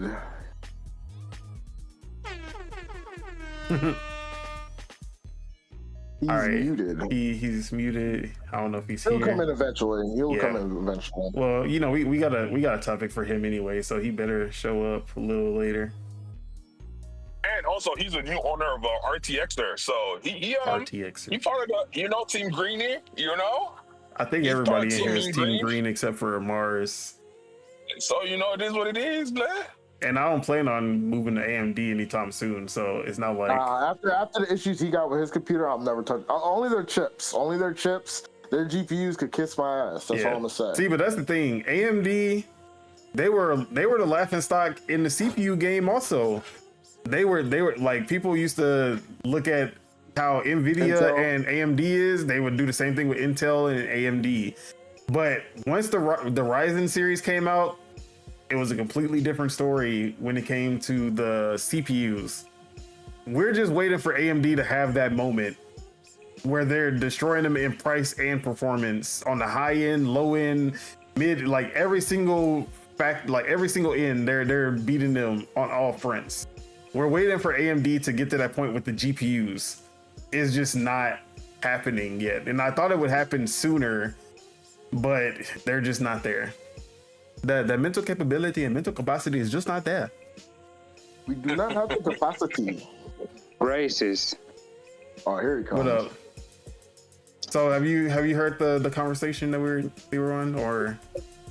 Yeah, I did. I was just not trying to backtrack y'all, so I couldn't hear I didn't want to do all that, but yeah, I don't have problems with my 4060, but I ain't going just to 70 when I go up. I'm going to probably 90 for sure. God damn. Really? All right. Since you're here, I'm gonna go straight to our next topic. I'm gonna go straight to this one for the next topic. Call of Duty 2026 Modern Warfare 4. Modern Warfare boys.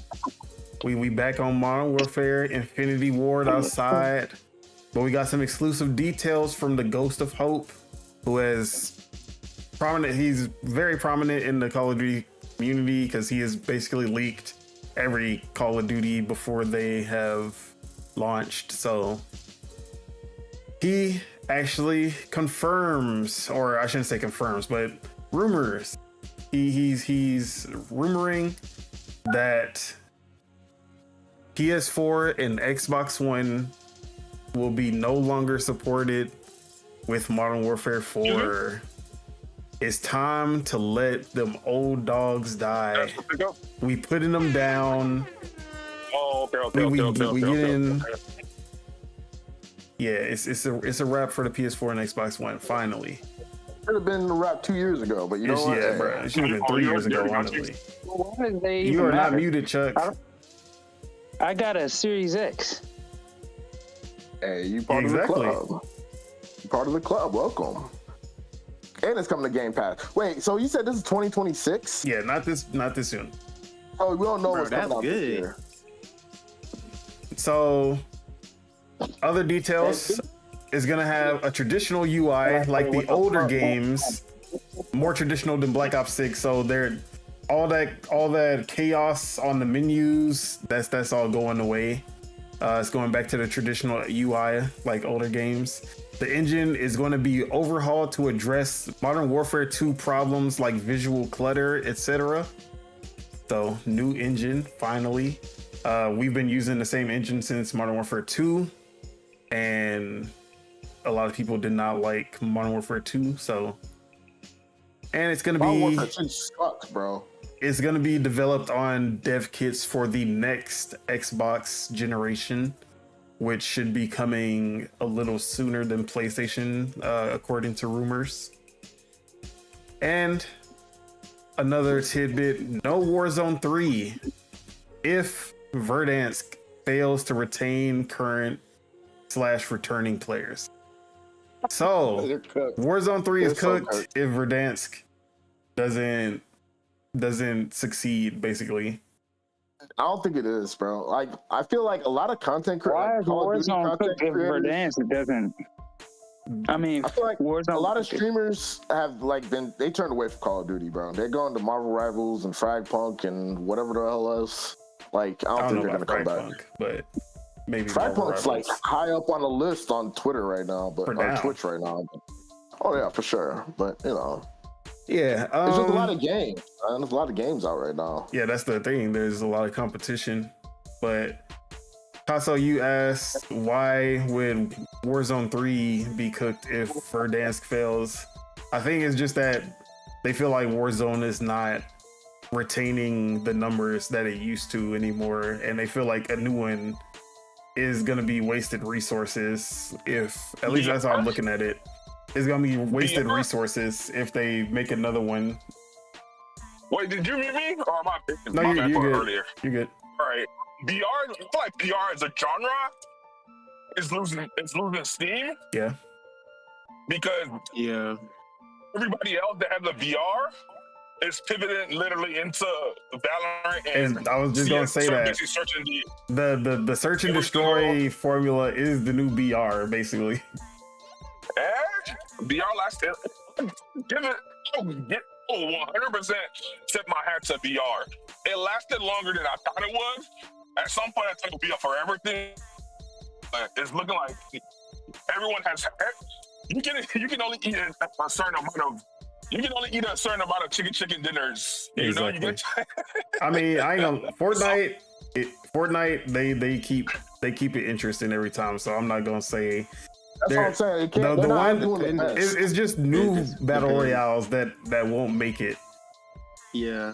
Like The ones that are there are the ones that gonna probably still stay. Like, You know what it's Call like of Duty look at issue- PUBG. Like PUBG ain't that popular, but they still be having like tournaments and they But still see, be updating the game. And the shit. thing with Call of Duty specifically is they keep trying to remake the same formula, bro. And it's just not like, you know, like Fortnite don't have a figured it out with the DLC when you know, not DLC, but like, you know, like the skins and costumes. They already figured it out, and like for them as a business, it worked perfectly. At least for like the past. Yeah. How long has Fortnite been out? Like 12 years, 10 years or something. Yeah. Like, bro. and I was gonna say they're not slowing down. PUBG is still pretty damn popular. Yeah, Maybe PUBG not is over popular. here. Not in But here, but in like different. they 775,000 players in 24 different countries hours. be playing that shit. That's a good ass. Anybody That's would so wish to big. have That's those a good numbers. number. Yeah, that's big numbers. It is a good I ain't gonna number. lie. Nah, Good Call of number. Duty, bruh, it's the thing. Call of Duty just tried to take the Fortnite formula and it's just not But they working can't. out. They Because can't it's deliver not it the like way, Fortnite. like, yeah, because it's like, y'all, first of all, like, Fortnite switches their map, but it's pretty much the same map. Y'all made us Yeah. go through how many maps? Like, Warzone 2, y'all already Warzone fucked up. 3. And then y'all changed the system of this shit. That shit fucked up everything. And now where we at right now, like the game be buggy as fuck and it's just cheaters galore. Yeah, exactly. Lord. That's why So it's everybody like- ran from it. It's like, yeah, it's like y'all not. But when something is broken in the shop or something, y'all fix that shit fast as fuck. So it's like y'all don't care. It's like y'all don't care. That's what it be feeling like. Y'all don't care about the y'all just care about the other shit. My issue with Warzone, bro, it went from Verdansk, right? I had a blast with Verdansk, OG Verdansk. That shit was fun. But once they did Warzone 2 and then Warzone 3, like, bro, like, it just got more and They more. should have just miserable. left it. They should have just left it at Verdansk and then just They added just new updated it. maps. Just continue to Or update do it that, like Fortnite. like have another map or some, or yeah, do like that. But y'all switching up the whole thing, the whole system and shit, and then not even it being good. That's what Then don't even address it just the kept cheating going shit. down. It literally No, just kept going downhill. And then I've been trying to see, bro, these guys don't, I swear for some reason Call of Duty, they lost the formula of making maps. Cause Yeah. bro, they keep giving us the same shit. Maps, Then yeah. this new Call of Duty came out, bro, they're giving us the same maps. map. They gave us the same Warzone maps. Yeah, Modern Warfare 2 and Wait, 3, which- I'll never forget them. Which one is Verdansk? The first one. Verdansk is 19. the first one. The With the first stadium, it got the stadium. It had like And Superstore yeah, Which one is the one? Y'all saying I feel like Rebirth killed Call of Duty Warzone. and that Rebirth killed Warzone. Yeah, Rebirth killed Warzone. is Rebirth- the reason Rebirth killed Call of Duty Warzone because is dead. Rebirth killed Warzone because Rebirth is literally a enhanced multiplayer. That's what it is. It's a better multiplayer than multiplayer if you only play like team deathmatch. Nah, Because you can shoot. You literally can die and come back. And as long as you stay alive at a certain time, you get to come back and then at the end it turns into a battle royale. Yeah. Warzone already is not a battle royale. No, I feel like Rebirth and VR gives totally different vibes in a way. There's a satisfaction with beating VR, like Warzone and shit. There's a certain satisfaction winning that shit. I'll say that for sure. Chuck, what were you saying? Randy earlier was talking about the Death game, the platformer. You're like, that's an elite one. Original Warzone and Rebirth. Rebirth is like the microwave version. I'm surprised that people hated Rebirth when it first came out. Seeing all this happening, everyone was slowly transitioning to Rebirth because they couldn't handle Warzone. They couldn't handle the original. So this is what I'm saying. If you want to talk about elite game and skill, that's like the perfect example. See, I will say the few times that I did hop on Warzone and y'all kept on trying to play Rebirth, I was like, bro, this shit is too easy. First match, I'm winning. I'm like, come on. Bro, the thing is, a lot of people went to Rebirth to level up guns, and it was because of me. If you didn't buy the game, it was the fastest way. And it was only because of me. If you're an OG PUBG player, if you're an OG Fortnite player, like He said the first bro, my first Rebirth match I won. Bro, the first Warzone match you won. Like, oh yeah, from day one. that did happen. He got carried. That was Warzone 2 though, bruh. not Warzone 1. That was the worst Warzone. No, it was, bro. I carried you in Warzone 1 and I carried you in 2. I'm telling you. You just be making up shit, bro. Bruh, me and Chuck carried you to your first win in Warzone, bro. I'm telling you, that shit was funny. And there was no And carry. then we literally carried you into a win where you wasn't even on the what you call, and I brought you back. I remember that shit too. I brought this guy back and he didn't even know. We wouldn't even made it that far if it wasn't for me in the first place. And we still won. That shit was We wouldn't crazy. have even made it to the end if it wasn't for me. I remember, but yeah. So like after being repetitive, like the satisfaction of winning Rebirth, it goes away, and it's math. So they did it to themselves for sure. They were more worried about the money than they were like Snoop Dogg, Nicki Minaj. Bro, they sold Snoop Dogg 4 times in that store. Bro, exactly. Like that's all they cared about. That was another reason why I was like, that game is cooked, bro. Bro, Snoop Dogg been sold in like 10 different games. Nah, Bro. they sold him like 3 times. No, bro. I mean like I'm saying like Snoop Dogg is in everything. Like, But I'm talking about in Call of Yeah, I Duty know. though. I think they sold Talk him like about 2 to 3 Warzone times. specifically, bro. Like that shit was sick. And then the next Warzone, like all your shit's gone. Yeah, they just not made it so where you keep. Yeah, your and skin then for that the last too. one. Yeah, you can't keep your skin for the like. That's why Fortnite. They Fortnite done. wins. It's sad that they still have them type of bugs on Call of Duty, and they've been having them for years, bro. Bro, they don't. And cheaters. that's Don't that, forget the that's the cheater. engine thing. And like yes, people start like cheaters also, now bro. the hardcore gamers are like, I mean the hardcore Call of Duty players are like, bro, I'm not dealing with this shit no more. Like Bro, that's most what's of the pretty much streamers, happening. most of the streamers that used to stream Warzone, they're on Marvel Rivals or something else right now. They're not playing that shit. Yeah, All right, what's let- the other games that came out? Yeah, Yeah. Fragpunk and all the other shits. Let me read these comments real quick. So Lord Metro says most gamers are casuals. They are more than content with COD. It is proven year after year and it still sells. Shout out to Lord Mars. He says Warzone should just be its own thing. They need to make it more like Fortnite and Roblox and allow the community to create new game modes and maps. That is, I think we talked about that. Where they're looking into making Call of Duty with UGC. Or no, I think that was a prediction that I had. That Call of Duty is gonna add UGC, like because that's Xbox's thing. Ever since Minecraft, they want user generated content in all of their games. Forge mode, Forza Horizon.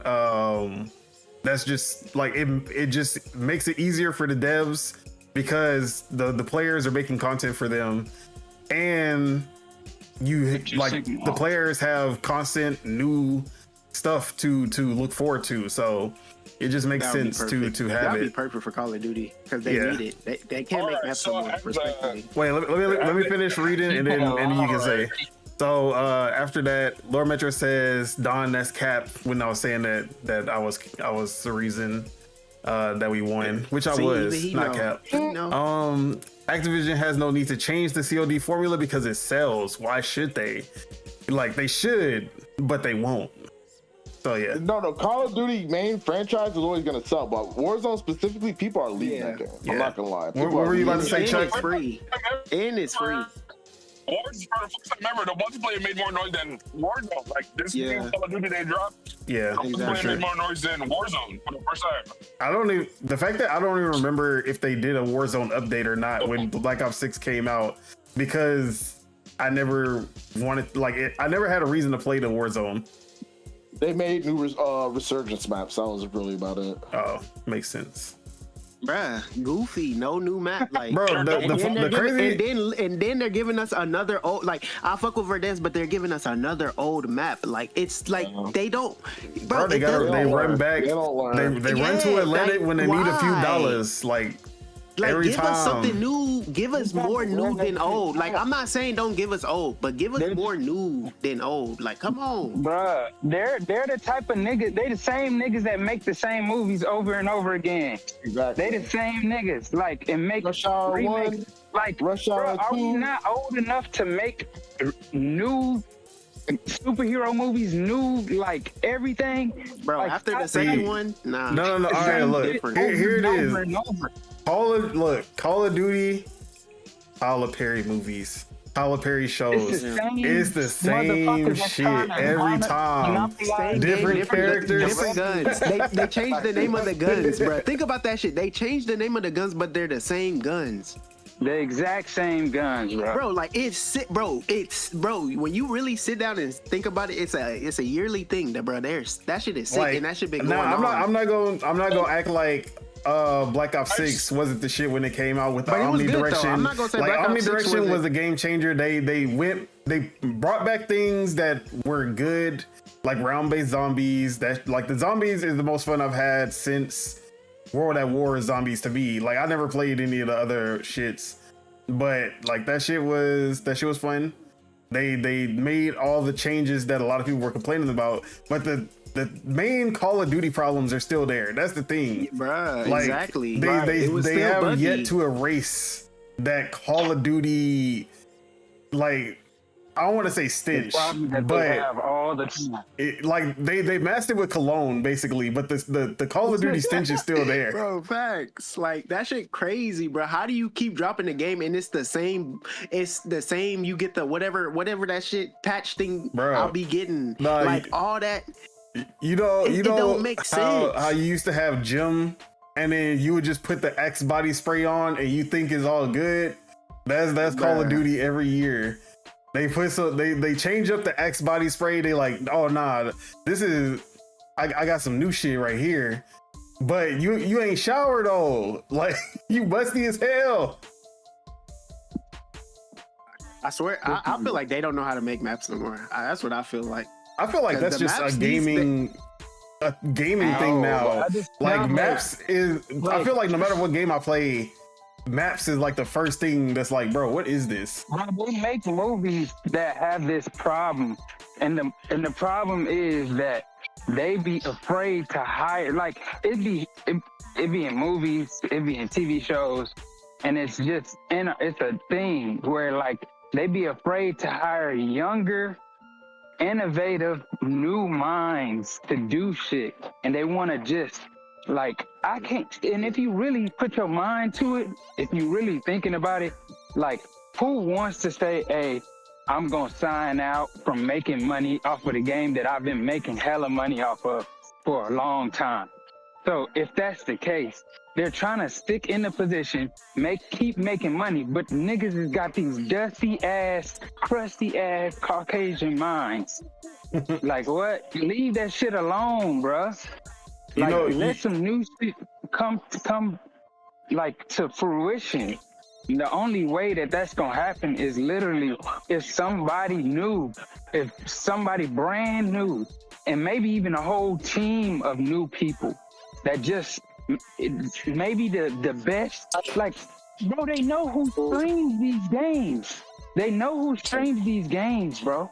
You can hire them to give you at least some thoughts on some opinion. They have all the resources to make the best everything. And when you want to, you're going to evaluate the information and then adjust accordingly. But if you don't want to, you're going to get the results that Call of Duty gets. Like niggas like me that be die-hard Call of Duty niggas, just cooling on Call of Duty. I'm going to buy it, yes. But you ain't going to catch me buying none of that extra bullshit. You ain't gonna catch me doing none of that because it's not even on. Like, you don't got my attention for real. You're not giving me that euphoria for real. And you're trying to give me euphoria in the worst ways by trying to Ninja Turtles ain't euphoria for you? Like, repeat the content, repeat the goddamn. Like, bro, leave that shit alone. That's that nostalgia euphoria. They like nostalgia. That's why they keep dropping the same maps. But I love what you were saying. But not I love what you were saying about the new talent. That is a thing in the industry as well. But you know who's been handing their franchises to new talent, and it's just been working wonders for them. Shout out to Big Nintendo. Shout out to Nintendo. Chuck. Wait, did you see the new Call of Duty map? The little singular they're in a train? Like, that's what they doing. Oh wait, you cut it out. You cut out, so start over. So again, for everybody's take, I don't want to help Call of Duty out. Welcome. But I don't really think it's an issue map. I don't really think it's an issue. All right, so what I'm about to say, I'm gonna say because Fortnite just dropped a new season, and Fortnite has the same maps. They put the same maps. It's the same map. I'm playing the map that I played, but it's different. You got these little details in the map. You get it? You need the structure of the map. Just change little details in the map. People gonna appreciate it. It's the exact same map. Just change little details about it. Little details. Put up right there. Yeah. Just move little things around. That's going, bro. I don't want to help Call of Duty because I got talent right now, but there's a reason why everyone is coming out with SNDs. There's a reason why Halo, a lot of people is going that route. So they've already been there. They just got to do things. They just do things better. I don't want to help them out, but yeah, like literally Fortnite. Like last season, what they do is they add new locations, but then the old locations they'll change up things just enough. And if you actually like pay attention to stuff, they put Easter eggs everywhere, and you're like, oh, and you'll see things happening in the map. Lord Metro said checks out like he chilling with Aquaman. Yeah, I am, Jack. I'm out here in the middle of nowhere. So like they'll change up things where you'll see like the thing that's happening right now. Like last season, there was a statue in the ground that was shaped like a face, and then as you like keep going through the season, you see the face is like popping out the ground. It's moving, and you're like, oh shit! Like what's about to happen with this face? Obviously something is happening, and it's preparing you for whatever the new event's gonna be. So like shit like that, and then then they have the mid-season changes, because the beginning of the season is not everything that changes. They do even more updates, like every 3 weeks. I want to say every 3 weeks they have something new. Like last season, it started off with the ninja samurai shit, but then they dropped Godzilla on the 6th week. and then you were able to become Godzilla. So they know how to keep you invested by constantly like smart updates. They're not doing a lot. They're not changing a crazy amount. Like that's really what's wrong with Warzone. Why did you need to make a completely new map? Exactly. You wasted so much resources doing that. Yeah. Just for people to not like it. They did that shit twice. Hey, like I said, hey, we've already found a replacement. Hey, Call of Duty. I told you. Hey, I'm done. Because they got certain, like, I seen their gun, hear what he's saying, but like, that's what I'm saying. And also, look at the reason why I'm even playing Crackpunk, because I didn't play it because I was protesting it, was because I'm playing ballistic for my eyes. That's what I'm saying. Like, ballistic for my eyes, so now I'm being more open-minded. So Fortnite did something good. I'm pretty sure it didn't cost them that much compared to what Call of Duty the back maybe dropped it. Yeah, like you said, you gotta do shit smart. And I will say, making a BR game in 2025 versus making a 5v5 tactical shooter like that don't cost you totally different amounts of money, because like that's basically an open world game that you're making by doing a BR. You're gonna spend exponentially more than a close quarters 5v5 tactical shooter for sure. So I know Fortnite, Epic Games did not spend as much money on ballistic, especially since they already had the assets. They just kind of threw shit together, like. But yeah, they need to get a new map in. That's really what's pissing me off with ballistic. They're taking a little too long to get new content. I mean, it's early access, so I can't get mad at them. But yeah, nah, they're still cooking. I'm gonna let them cook. So I can't get mad at Fortnite. Let's move on. Any last words from anybody on the Call of Duty Modern Warfare 4? We really didn't even talk about them skipping last gen. I know me and Spitta are definitely me and Spitta are definitely like we need that shit gone. But anyone else wanted to comment on that part? Only thing good about the next Call of Duty they should have done that 2 years ago, but bruh, literally holding games back, bruh. That shit's so crazy. It's kind of ass, but honestly, like holding how the games look. And then they just go. That's probably why they have a new engine, and the new engine probably can't even run on PS4 and Xbox One, because they said that they're doing a engine overhaul. So yeah, shout out to. Hopefully, this new engine is crazy different. They could be able to do something, and just everything. Look, I'll say this: what Warzone need to do is keep.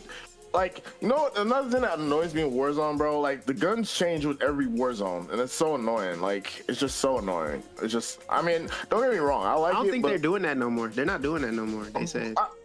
I know, because they learned their lesson last time with the whole, remember the first Warzone with Cold War drops? We've complained about Call of Duty enough. Because whenever we talk about Call of Duty, it just turns into, man, Call of Duty, this, that, and the third. And then we go on forever talking about how Call of Duty. Yeah, like I'm cursing people out or something. See, that's all right. I will say the most we ever agree is when we roasting Call of Duty and talking about what they need to do. Like that's the only time we have a harmonious conversation. Because we've all put so much time in that game. Nobody yelled at nobody on this one. We put so much time. Niggas keep up me off. But like I was saying, this conversation let me understand that I'm completely I'm done. Like I have zero emotional attachment to Call of Duty. This conversation just let me know that, because I don't care about Call of Duty. That's all good. Shout out Game Pass. I was gonna say I didn't until it got. I didn't have any emotional investment in Call of Duty until it came to Game Pass, and since it's coming to Game Pass every year, I guess that's gonna be me playing every year. Yeah. We reap what we sow, baby. I definitely wasn't about to get this. I wasn't either, but hey, Game Pass and Game Pass. easiest choice of my life. Got it on my Easiest PC and choice. my Xbox. And it comes with Minecraft and Roblox. Yeah, you're cooked. I mean, Roblox is free to play, so. Hey, I don't care. It comes with Minecraft though, even though I already bought it. All right, let's move on. Let's move on, guys. Let's talk about Fragpunk. Recently released, and we did talk about the actual game, but there was a bit of news that came out 2 days before release that kind of disappointed a lot of people who were excited about the game. So let me go ahead and read what they put out on Twitter. So, dear Lancers, first and foremost, we want to express our heartfelt gratitude for your patience and unwavering support of Fragpunk. Since the announcement of the game, your excitement has been truly inspiring, and we know how much you've been looking forward to launching into battle on both Xbox and PlayStation. However, we want to be fully transparent with you. During the console compliance testing process, we encountered unexpected technical challenges in optimization and adaptation.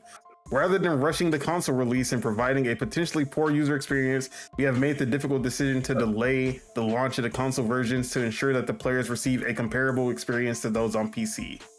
We understand that delays are frustrating, and we sincerely apologize for the wait. As a gesture of appreciation, we have prepared compensation for both Xbox and PlayStation players, especially those who supported us through pre-orders. So, compensation for console players on both Xbox and PlayStation. For all console players, we will provide all rewards gained via engagement beginning from the start of Season 1 until the console version goes live, including in-game currencies, cosmetics, experience, and more. More detailed information will be shared in future announcements. For pre-order players, in accordance with platform policies, pre-orders on Xbox and PlayStation will be canceled, and the respective platforms will automatically initiate the refund process. We will also provide in-game currency worth $10 to those players when the console versions officially launch. Meanwhile, don't worry about missing out on the pre-order bonuses. While we aren't planning on issuing a new pre-order before release, the bundle will be available in a time-limited way after the console versions are released. I like that. So, compensation. 2 days before the release, literally on March 4th, when the game was supposed to release on March 6th, they announced that the console versions were delayed. And this was a game that was announced for the first time at the Xbox Showcase. So, I see what you're about to do. The biggest, I'm not gonna say that the biggest fan base is gonna be Xbox, but Xbox players were probably some of the most vocal about Fragpunk. Since that was one of the first places that we saw the game, and yeah, like now they're completely cut out of the situation. PC is the only platform that it launched on March 6th, and you know, I have thoughts on that, but Spitta, besides myself, me and you are probably the two who played the most. How are you feeling about the delay? I feel sorry for the Xbox players because they actually played it. My thing is, what I feel like the reason they didn't do it, I swear it got something to do with PlayStation. Because you reading my mind, bruh. Because how does they were able to play the beta on Xbox? It was fine and good. I didn't want to say it. I didn't want to say it, bro. Yeah, like when the PlayStation, when they added the PlayStation. Okay, let's see. This is crazy, bro. Because Fragpunk was one of the most stable betas I have ever played. Like I played it on Xbox. Stable, no issues, no crashing, no glitches, no like that's crazy. It was perfect. And the full version of the game is basically like 90%. All they did was add a new map, they added a new mode, and they added a new character. They added shards. Yeah, and they obviously like the currency UI stuff. But there hasn't been much that has changed. The only platform that has not been play tested was PlayStation. Now, this is my conspiracy theory because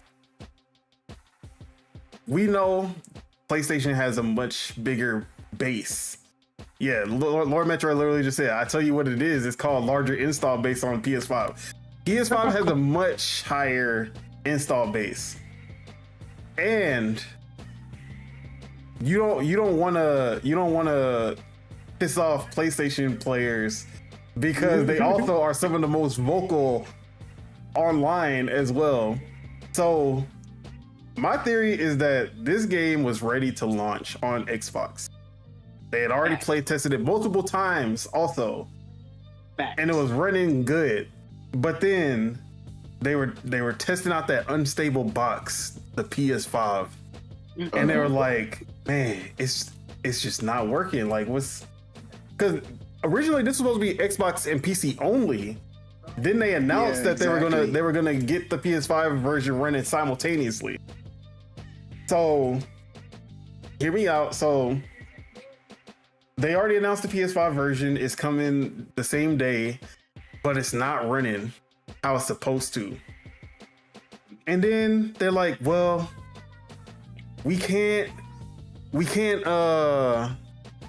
if we put out the Xbox version only and we tell only the PlayStation fans that their game is delayed, then they gonna try to spite us.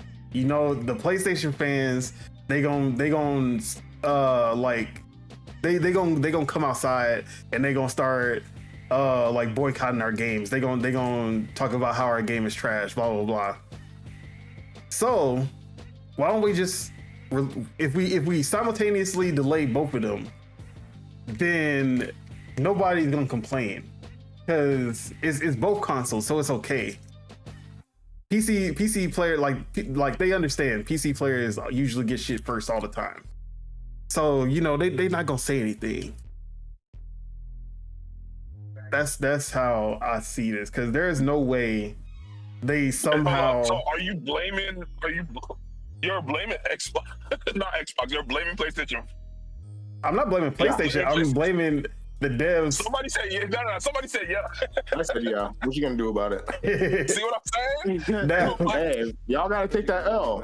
We all gotta take that L because PlayStation's bitch ass. But you know what? Hey, I'm on PC. I don't give a fuck. Yeah, like obviously this don't have anything to do with me. I was gonna play on PC 99% of the What time. y'all talking about right now?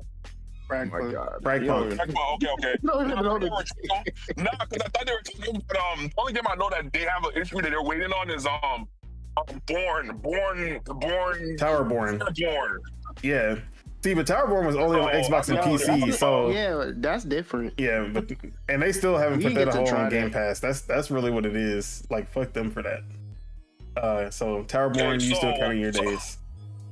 So there was a point when Fragpunk wasn't going to be on Xbox. It was only going to be Fragpunk on was Xbox and PC. They play tested it on Xbox multiple times, and it was one of the most stable betas that like I've ever played. And the only platform that like it wasn't originally supposed to be on PlayStation. They announced the PlayStation version later, but now they're saying that the console releases just like there was something wrong with the console releases. And you're putting finger. Okay, I see. It's a So I delay think- for I think- reasons. So I think they bit off more than they could chew by trying to add the PlayStation version because they wanted to get that big install base at launch. And So this, It wasn't go ahead. ready. What were you about to say?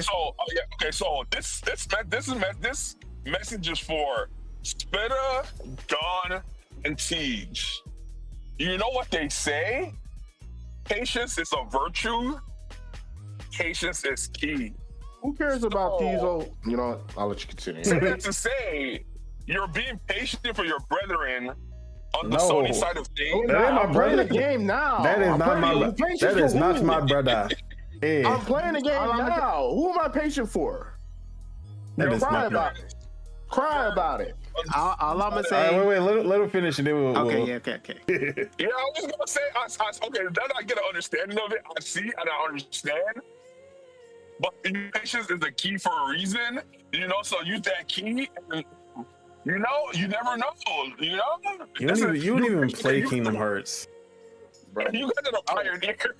You guys are the pioneers. You gotta saying platitudes right now. You guys are gonna go blows. Your children are gonna be playing on the same game from different whatever, and you guys are the reason why.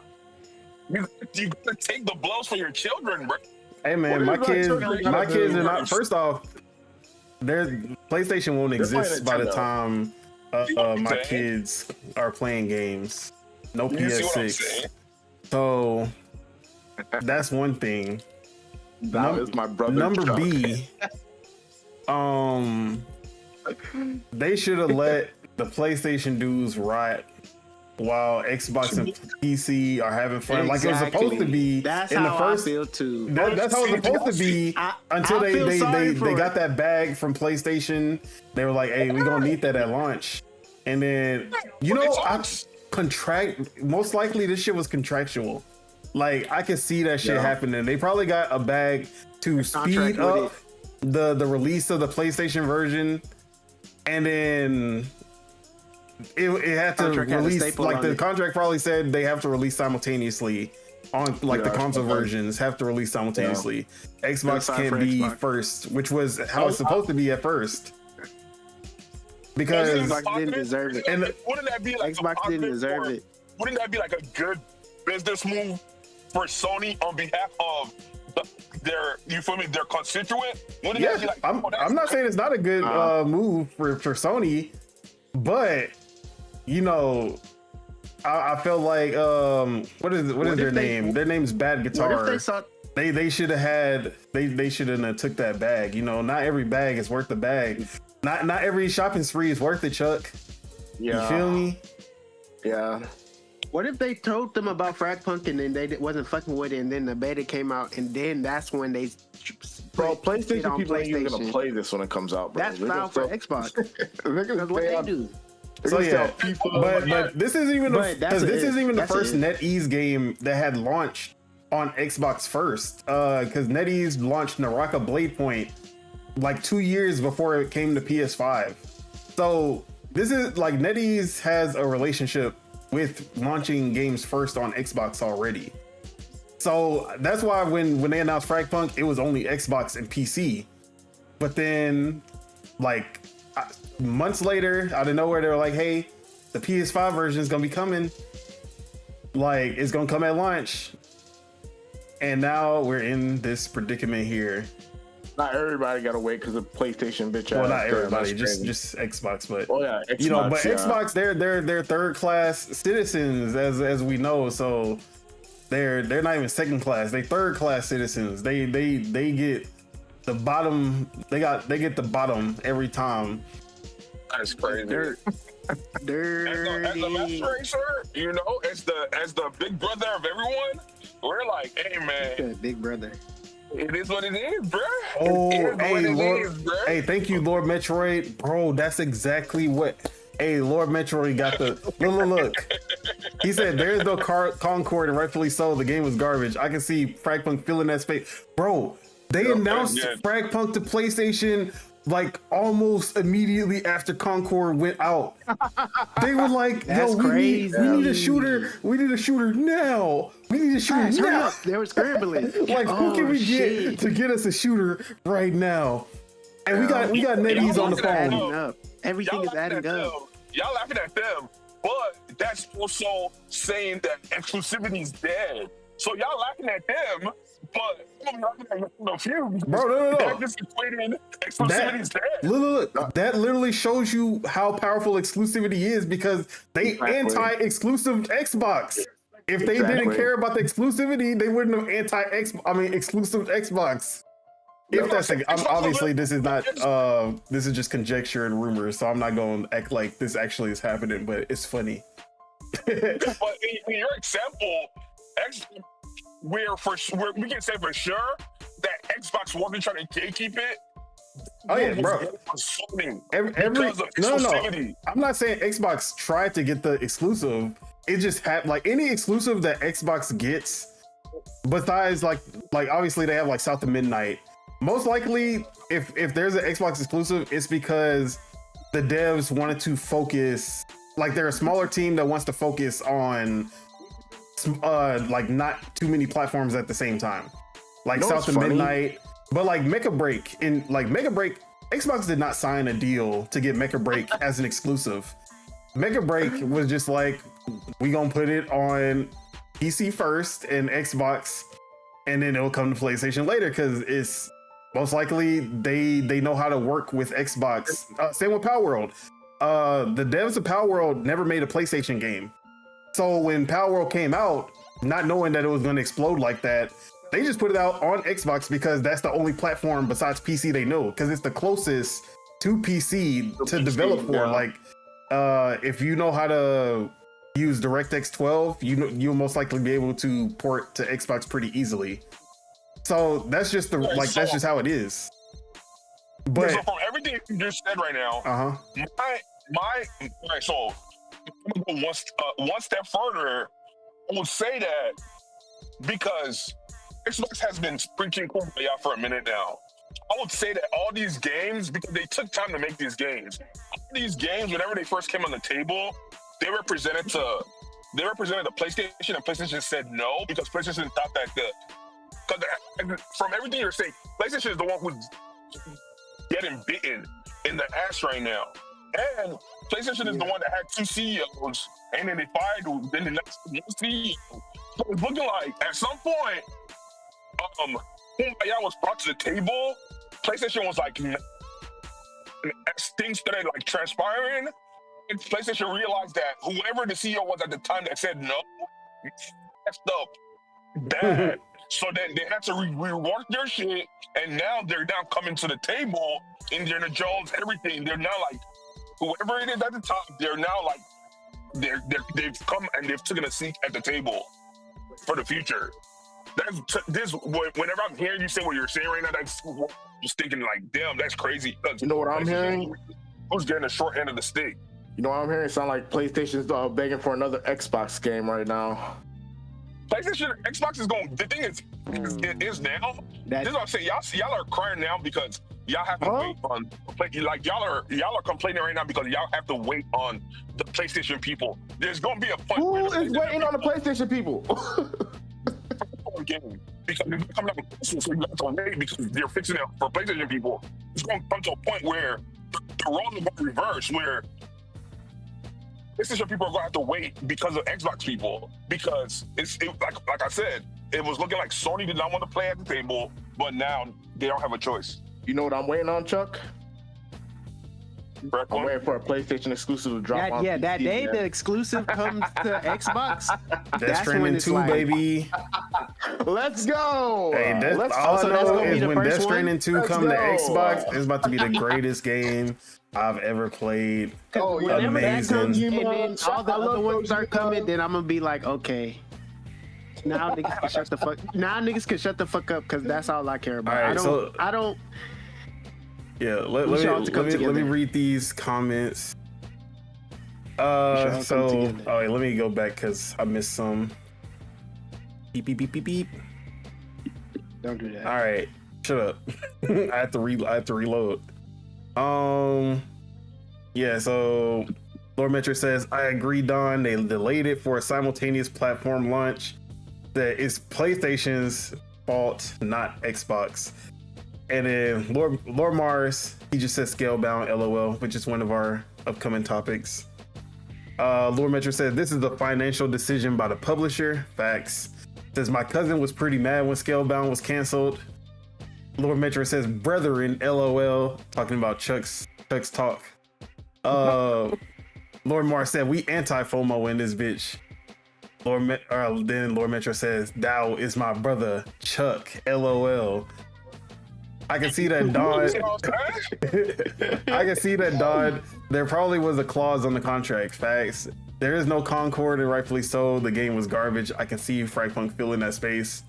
Then Lord Metro says, I'm older than you, kid. Chucky. And then, he is older.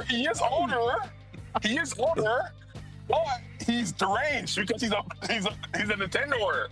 His name is Lord Metroid. So, I feel him. Like, mental health and wellness. We here for you, Lord Metroid. Right, Chuck. Right. not Whatever the you All say. right. Lord Metroid says So wait, exactly. One more thing. Uh-huh.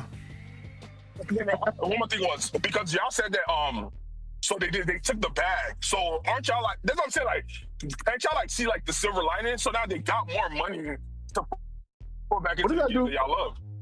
What does that do for me though? That's what I'm saying. What does that do for us, Chuck? Y'all looking for instant gratification. You're not here We get for to it. play the game. That's instant gratification. You're not play here now. for it. See what I'm saying? I'm not here for You it. can play it right now too. You just refuse to download it. Xbox gotta wait for nothing.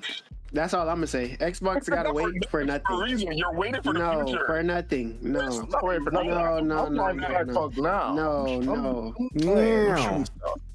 I mean, Same. like I said, it doesn't affect me in any way because I'm already playing Same. Fragpunk on PC, but it's just funny. I say I feel sorry for my But Xbox yeah, brethren. Xbox. That's that's my fucked up. brethren. Like that's I feel bad for my Xbox brethren. Them PlayStation, crazy. the Montagues over there across the street.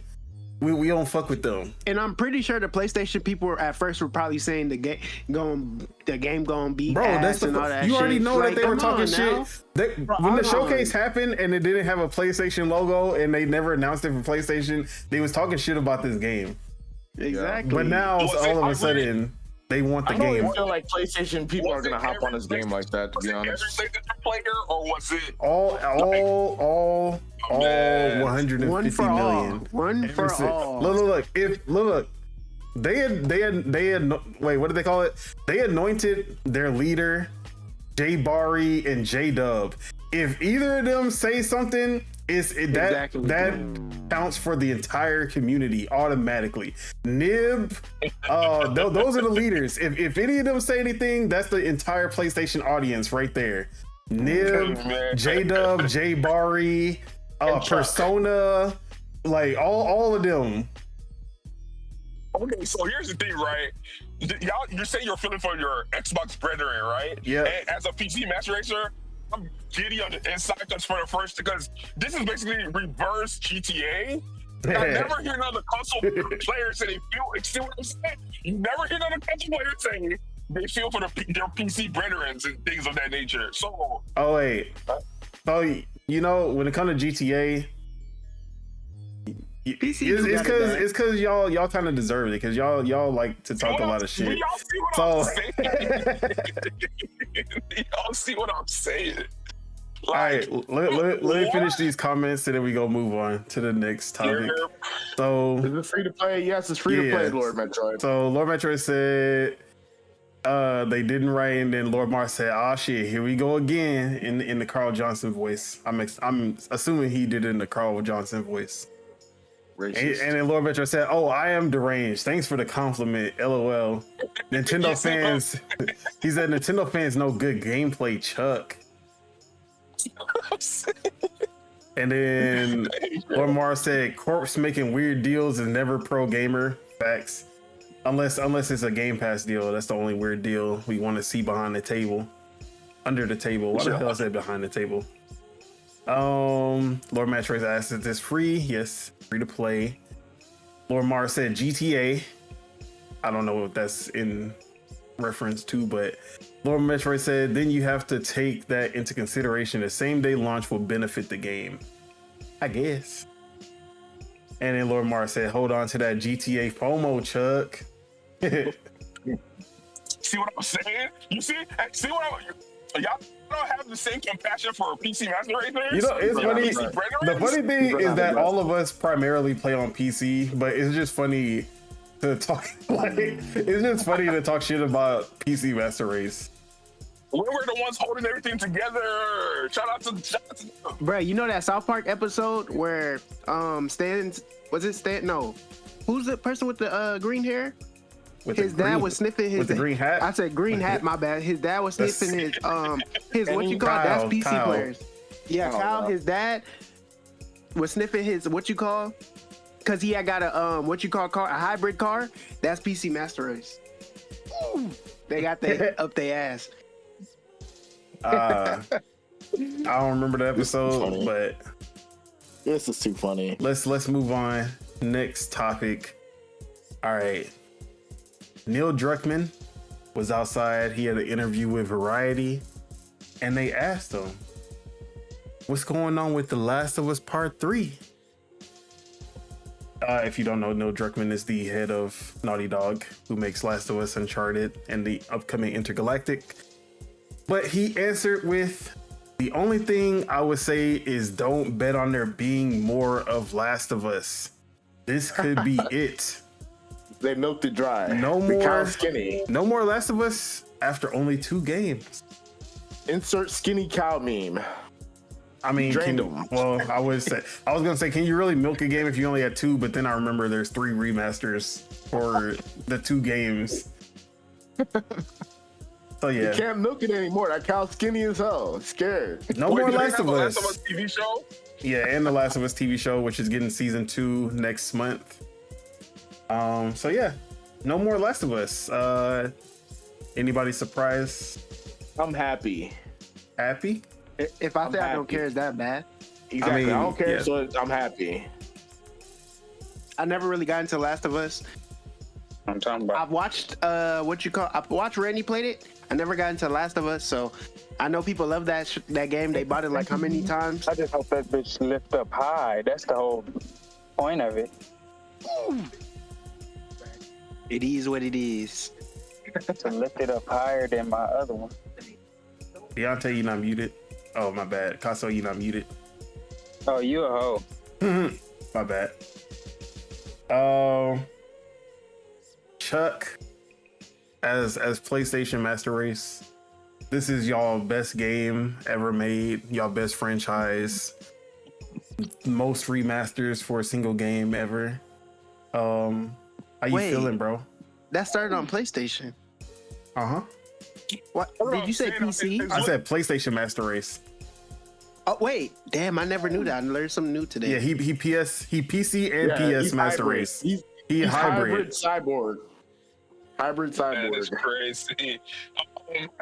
Honestly, I feel like that comes. Shout out to Love. Oh, you cutting out, that we Chuck. cooked up today. Oh man, what about now? yeah, just I mean, keep you going. know- I'm making it out. All right, so what was I saying? Okay, so the conspiracy that some bagels brought to the table and then we added the ingredients to is looking very, very delicious because I feel like PlayStation they messed up. They messed up one, and now they realize that they messed up because. Wait, what are we talking about right now? I just had a brain fart. Last of my Us. God. No Last of Us Part 3. Yes.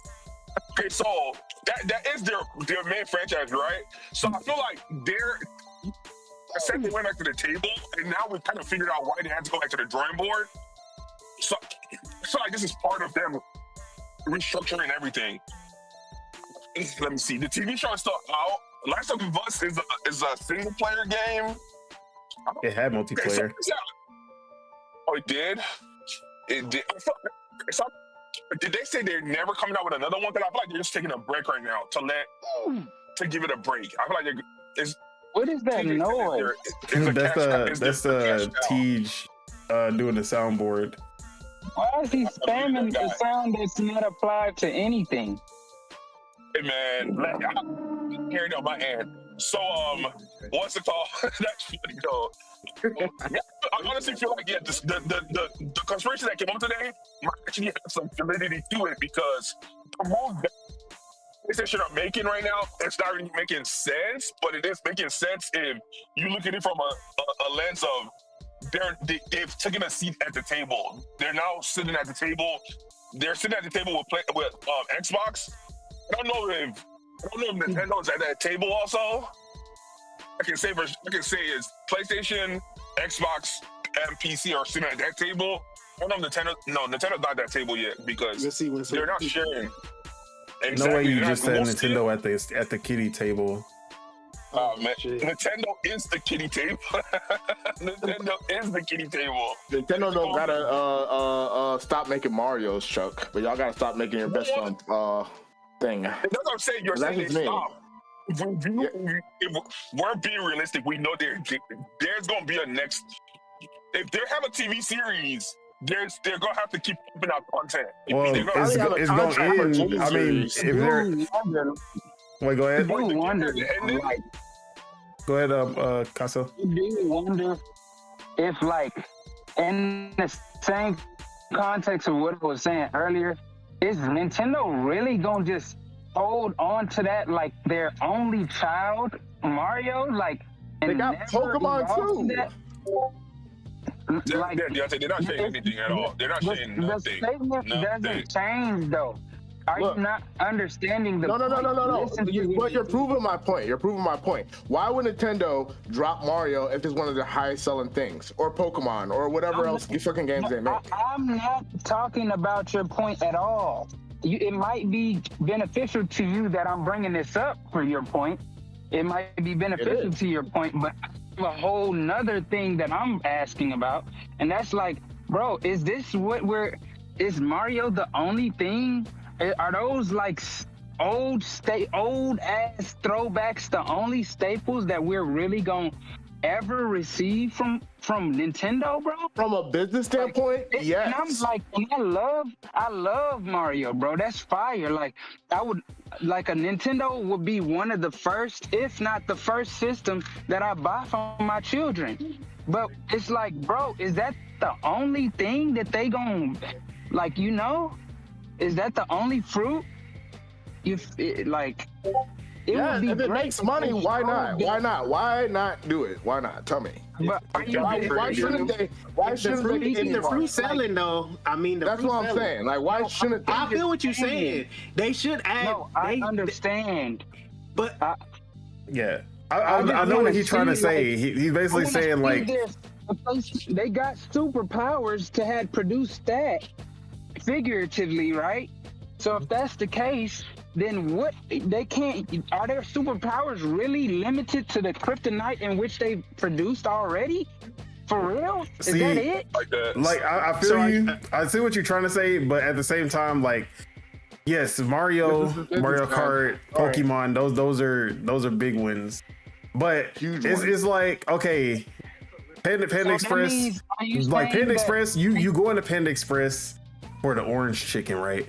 That's what. Yep. But on the second side, they got something else for you. They always got some new shit that you want to try.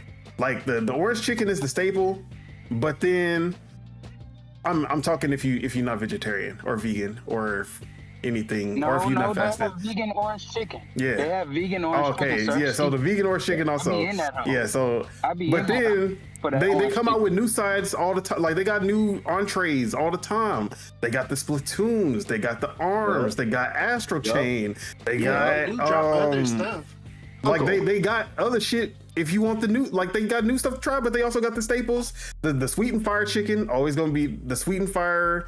The Beijing beef, all of that's gonna be there every time, but you gonna get new entrees that come out. And it's not even just that. Like, look what they do with Mario. They got spin-offs like Luigi horror game, whatever, and all this other shit. Like, it's not like Princess Peach just got her first game over and over again. Yeah, like it's Mario, but it's not Mario. Like low-key, now they're trying different stuff with like the other characters. Like Captain Toad was basically a whole new game. With Mario and shit, but yeah, they got Captain Toad. They got giving up Mario. Now they got the spicy orange chicken. They got the vegan orange Mario chicken. Land's supposed to be on Switch. Oh snap! Is there? Need that? Yeah, get that. Oh yeah, speaking of, they just added Donkey Kong 94 to Switch Online, and if you haven't played Donkey Kong 94, play that shit because that is one of the best Donkey Kong games. Rerock. So yeah, I'd rather take Rerock than my games cease to exist, Chuck. Now I feel like y'all are looking too much into this story, honestly, because like the way I look at it is just like, as creators, sometimes you create something and you just don't want to keep working on that franchise anymore. Like like Neil Druckmann, if he feels like he's already told the story that he wants to tell with The Last of Us, which sorry, which we already kind of can tell because their next game is a new IP, Intergalactic, which we saw at the Game Awards for the first time. So they're on to something new, and him saying there might not, like, don't bet on another Last of Us, that just might be because he feels like he already completed the story. Just like the new God of War, everyone was like, oh, it's gonna be a trilogy. The first God of War thing was a trilogy. This one's gonna be a trilogy. They just stopped at 2 at Ragnarok, and they said we're going to another chapter after that. So that's probably how he's feeling with The Last of Us. He just does not want to make another one anytime soon, at least. But at the same time, Sony PlayStation has the final say in what is going to be made. As you can see with this whole live service initiative that they did, where every single developer under PlayStation was making a live service game. I can tell you now, none of them wanted to make a live service. I'm not gonna say none of them. A lot of them did not want to make live service games. They're single player only developers for the most part. So PlayStation has the final say at the end of the day. If Intergalactic fails, which I don't think it will, but if it does, I can guarantee you they're like Call of Duty running back to Verdansk. That's going to be Naughty Dog running back to The Last of Us. Like, the next game is going to be Last of Us Part 3. I can guarantee you that. Or if it's not The Last of Us, it's Uncharted, because that's their staples. So that's just where we are. Like, yes, since they've made enough money off of these games, they have the freedom to go make something new with Intergalactic. But if that Intergalactic does not do what it's supposed to do, then Neil Druckmann not wanting to make The Last of Us is not gonna be an issue. Like, that's gonna be a non-factor at the end of the day. That's how I see it, at least. That's funny. It's the truth, though, man. Look, if that Intergalactic ship fails, they're going back. Another example, Rocksteady. They made Arkham Asylum, Arkham City, and Arkham Knight. And then they were like, you know what? We're tired of Batman. Like, we made 3 Batman games back to back to back. We want to make Suicide Squad. It's totally something new. Suicide Squad flopped badly. $200 million lost off of that game. You know what their next game is? Batman. You think they wanted to make Batman? Probably not. But that's their next game because they know that Batman sells. So that's just how it is. But that's how I see it. Anyone else want to chime in before we move on to the next topic? Wait, let me see. Am I muted? Right, Oh, yes, I am. Oh, you're headed out? Yeah. Okay. I'll say. All right, man. It's the price of doing business, man. Sorry. What were you gonna say? I said it was the price So of right doing now- business. Oh. Yeah, we're talking about because I'm moving around right now, so my brain is, and I'm in traffic. But what are we talking about right now? One more time.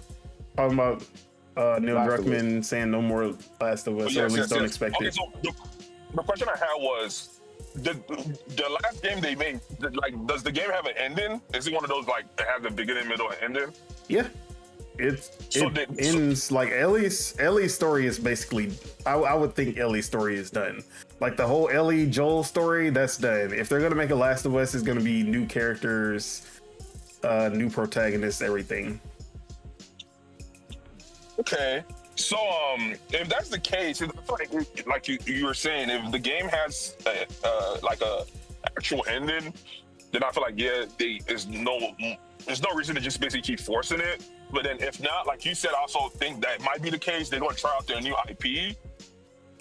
Something. No shot. I was going to throw a shot at Nintendo, but let's not do that. They're going to make a new IP, and if that new IP fails, they're going to roam back to their old IP. So everything you said for sure, I agree with. For sure, shout out to Lord Metroid for throwing that conspiracy in the air. I strongly believe that. I'm interested to see what Sony does moving forward. But in this, because this for sure is an interesting one. Even though it's not really Sony, it's the guy who made the game, but his new IP, is it exclusive on PlayStation only? Oh yeah, for sure. We'll see how that goes also, because with Kojima, we'll see. I'm interested to see how everything plays out moving forward. I don't know, man. Them people are already looking at Galactic kind of strangely, man. There's too many women. You mean the ones fair. who said that Split Fiction was woke, and then Split Fiction breaking records, and now they're like, oh no, we never said Split Fiction was woke. And then they said Monster Hunter Wilds was woke, and that they had a trans character, and then look at this Monster Hunter. Yeah, Monster Hunter was a success. Oh, the lefties are looking wild right now. They like, come on, bro. So, anyways, them niggas be flip flopping crazy, bro. They 3 for 3. Nah, they literally 3 for 3 because they did it with Kingdom Come Deliverance and they flip flopped. They did it with Monster Hunter and they flip flopped, and now they did it with Split Fiction. They flip flopped again. The only dub they might get is Assassin's Creed, where they can say, "Ha ha, I told you so."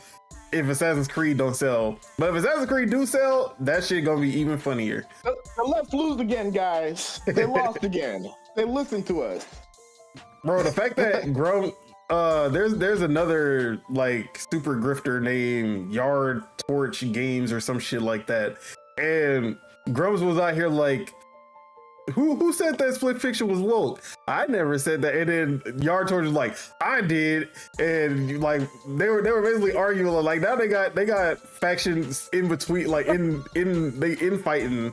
That shit funny. That shit's stupid as hell, bro. That's what happens when you got no morals, bro. Just stand on it. The fuck.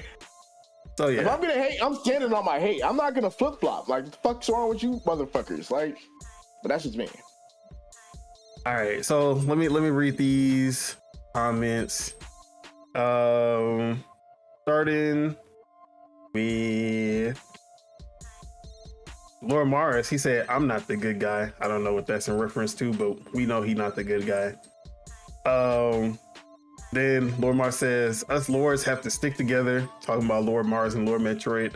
Too many lords in the chat. I don't know about that. We need to split them up. It makes sense. Hey, Lord T's about to drop in like Warzone. We need to split them up. I don't like that. It's making a lot of sense. And then Lord Metroid said, "Absolutely." This man, Lord Mars, said, "Hip hip hooray." I don't even want to know what they like. So no, he's laughing at The Last of Us. That's the Last of Us laugh, I'm pretty sure. Lord Metroid said, "I think they might have switched to a bull after Spitta." And then Lord Mars said, "Fuck that franchise." And I love zombies. Lord Metroid said, "Yeah, PS3." Lord Mars, "That boy is console set tripping." Lord Metroid said, "Chuck had a brain fart." Shocking. Damn. Lord Metroid said, "Shout out to Fragpunk for making attractive, cool looking characters." And then Lord Metroid said, "The disrespect." I actually don't know what that's in reference to. Lord Mars, "OG Smash characters are never going third party." Fact. Lord Metroid, "Mario is the greatest character in the history of the medium." Wait, where am I at? And then Lord Mars, "Maybe a new IP might end up on other platforms." Ooh, I don't know about that. Let's see. Would Nintendo release a new IP on other platform? No, honestly, or was he talking about PlayStation? I actually don't know if he's talking about PlayStation or Nintendo in that one. Talking about Nintendo. But I don't see it regardless. If Nintendo make third-party games, I honestly want to get mad at it. They already did third party. It's called mobile. That's their third party. Yeah, exactly. Exactly. That's as third party as they get. Bro, and there's more mobile devices than there is PS5s and Xbox put together. All right, Lord Metroid, "Nintendo will never allow their IPs on other platforms. Either you buy their hardware or hit the internet." Lord Mars, "Waluigi might come to PS5 or Xbox." I mean, Miyamoto does not fuck with Waluigi. He might just say, "Yeah, we gonna make a Waluigi game." And then Waluigi for PS5, let's go. Lord Metro says, "I doubt it, but good one. I like the look they showed on the Intergalactic trailer. However, I need to see gameplay. Same. The Mario games are successful because they bring innovation without deviating too much from the original formula. And Lord Mar says 0 for 3 is a crazy with predictions. 0 for 3 is crazy with predictions. Crazy. Oh. And Lord Mars, we are the new Iron Lords. So yeah. All right. Last two topics.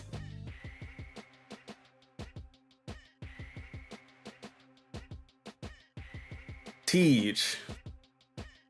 I mean, there's no one else, so Yeah. Have you looked? Did you look through our topics? I do not look ever through the topics. Just making sure. I freestyle every episode. All every right. episode I freestyle. An iconic publisher is returning. A 90s publisher is returning. I want you to think of some 90s like dead publishers that were great back in the day. That you would see their name a lot. Wait. Eastern or Western? Western. But they publish some Japanese games also. Who else? Sammy. No, I'm playing. I don't fucking know, man. Dude, that's like 30 years ago. You think I remember all them motherfuckers? Yes, you should. Oh man, I play new games. It may be the same game, but it's new games. I have no idea. All right, I'm gonna give you a hint. You ready? What? Iggy's Wrecking Ball. Oh, I'm good on that. Get that shit. Look. Get that shit out of here. The iconic publisher Acclaim is back in business. I'm pleased, and this is Francis DePercio on Twitter. He says, "I'm pleased to announce I'm the company's PR manager. As someone whose love for games was kindled alongside titles like Wizards and Warriors and Tiger Heli, I couldn't be more humbled to be a part of this exciting new chapter." So, no, that's what's up. Acclaim published a lot of games. They didn't make too many like of their own, but they definitely published some big ones that you would know. Like, obviously, they did the Super Nintendo port of Mortal Kombat. They did some of the Nintendo ports of like NBA Jam. And you would see their name a lot when it came to their games. The Acclaim logo was iconic with the rainbow little underline thing that they had. Type shit. I love that logo. And as a kid, I didn't realize that they were dead until I just kind of was seeing games. I'm like, why don't I see the Acclaim logo anymore? Like when you go back to Super Nintendo, you just see a logo that you just don't see anymore. Bro, I thought Acclaim made Mortal Kombat before. Bro, like that's because I only played the Super Nintendo version. I always thought that Acclaim was the developer of Mortal Kombat, but it wasn't. They just published it. Wait, it was Midway, right? Yeah, Midway was the actual developer. And they got bought out by Warner Brothers, basically, right? They split. Yeah, everything got split up. Like people picked at the scraps. Okay. You know who was the last head of Midway? And now they're at a bigger role in another company. Who? The Booty. Matt Booty? Oh no. Matt Booty was the head of Midway, and then after Midway shut down, he moved to Xbox. Okay. Damn, I'm not gonna lie. The late 90s, companies were going through it in the video game sector, huh? Yeah, well that was like 2000s. They were going crazy in the 90s, but they just could not survive the Xbox 360 era. They couldn't adapt. Yeah. But yeah. So shout out to Acclaim. They're back in action. I'm gonna go to their website where they actually had a little they have some tidbits about what their vision is and what they're going to be doing as an up and coming publisher now, because they're basically a brand new company at this point. So on their page it says press restart. From the golden age of gaming to today, Acclaim has been shaping the industry, publishing unforgettable games, pushing boundaries, and bringing players together. Acclaim's original mission continues today to support independent development studios in bringing their games to the widest possible audience. The new Acclaim is founded by a passionate team of industry veterans with a focus on empowering developers and creators to bring their games to the widest possible audience. We provide funding and publishing services to video game developers, including production, PR, marketing support, distribution, and more. So yeah, it doesn't seem like they will be creating their own games, but they will be publishing indie titles. Much like Annapurna, Devolver Digital, etc. Okay. So, why Acclaim? Games first philosophy. We believe that the most important aspect to our partnerships is putting developers and their titles at the forefront to increase exposure for both. At Acclaim, we shine the light on the developer and their title, placing our focus on behind the scenes growth. Tailored approach. Our publishing terms are tailored to each specific team and game. We offer flexibility so developers can decide what works best for their game, whether it's marketing and PR support, funding to make a good game great, or full launch support. Proven discoverability. Our team has launched hundreds of games over the past 30 years. With our background in PR and marketing, we know how to garner coverage and raise awareness for a title to generate sales. So, the one thing I've been trying to, ever since this was announced, I've been trying to look into who's behind this. Like, we have, what was his name? Joe Parisi. That's the only name, or Francis, Francis DiPersio. Francis D. We'll just say that. Shout out to him. So, but like, I haven't seen like who else is working at Acclaim, because I have a theory of where Acclaim came from, like where this all came from. But I want to see who's working here to be able to confirm it. But yeah, man, Acclaim, like, and if you go on their website, you can actually see all of their logos throughout the years, like crazy. But what game are you most excited for? I mean, they're not going to be bringing back any old games, so it just comes down to. Did they do what's the NFL shit? I forgot. NFL Blitz. Did they do that, or is that Midway? That was just Midway, straight up. I swear to God, I'm going to keep confusing Midway with fucking Acclaim for the rest of the segment. Not gonna lie. So yeah. Yeah, it's I mean, they're basically just a new company. Like, at the end of the day, is all the shit that they did in the 90s and 2000s is not gonna carry over. They're basically started from scratch, and they're gonna be publishing indie games, which, you know, I love my indie games, and we need more publishers for indie, like specifically focused on indie games for sure. There's never enough of them, and with the things that happened with Annapurna and the things that happened with Humble Games, we did lose a lot of talent in that space. But that is also why I think we have a lot of talent moving from the Humble Games closures and the Annapurna mass walkout.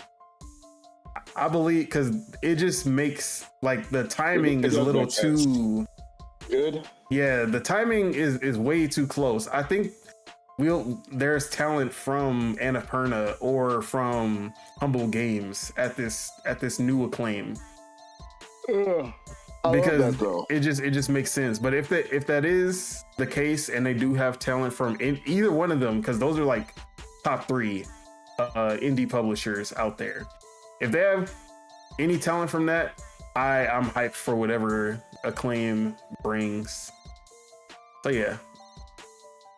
But this was just nothing too much to talk about. I just wanted to bring this up because this was my childhood. I'm really still trying to remember what games they made. Bro, Iggy's Wrecking Ball. That's all you need to know. I don't care about Iggy's Wrecking Ball. I don't care. You're gonna care about Iggy's Wrecking Balls. Nah, man. Bro, I used to turn that shit on. It's Iggy's Wrecking. I turn that shit off, bro. I'm good. I don't want. Bro, everyone loves Iggy's Wrecking Balls. Like, I don't know why you trying to front. Hold on, I'm about to put some gameplay on right now. Well, you about to put some balls on the screen? Right. Put them balls on the screen. Whoa. We're getting canceled. We're getting canceled, guys. Perfect. I didn't mean to press that. But yeah, man. This was a classic. Like, I don't care what nobody say. Iggy's Wrecking Ball. It was bigger. It was a bigger Mario Kart. Super Monkey Ball of its time. Bro, you actually right. No, I'm just playing. But yeah, this game was terrible, but it was great. I don't know why you glaze this game so much, bro. This is because I played it as a kid, and that was enough for me. So Lord Metroid said Wizards and Warriors, MK2, Double Dragon 2 and 3, Rambo, and many more. It's not like a lot of Super Nintendo games, but yeah, there were a lot. They were definitely prominent during the Super Nintendo, but they had some N64 games too. They had an NFL game that I remember that they made also. I can't remember what it was called. It was like Quarterback Club or some shit. So yeah. But that's all I really had to say. Anyone else? Hey, I'm happy, I guess. I mean, look, maybe we'll get some classics back. Tons of NES games. Yeah, I didn't play too many NES games. I played Mario 3. Yeah, that was Metroid. We were like not born at all when the NES came out. Well, unlike you. I mean, I played Mario 3. I was more of a Super Nintendo person, personally. I just can't think of no acclaimed games other than the ones he said. But, all right, I'm happy. Look, maybe people find some jobs over at Acclaim. They make something cool and groundbreaking. Looking forward to it. All right. Last topic. Scalebound is back. Question mark. The game that was the death nail in Xbox One's coffin, I should say, is now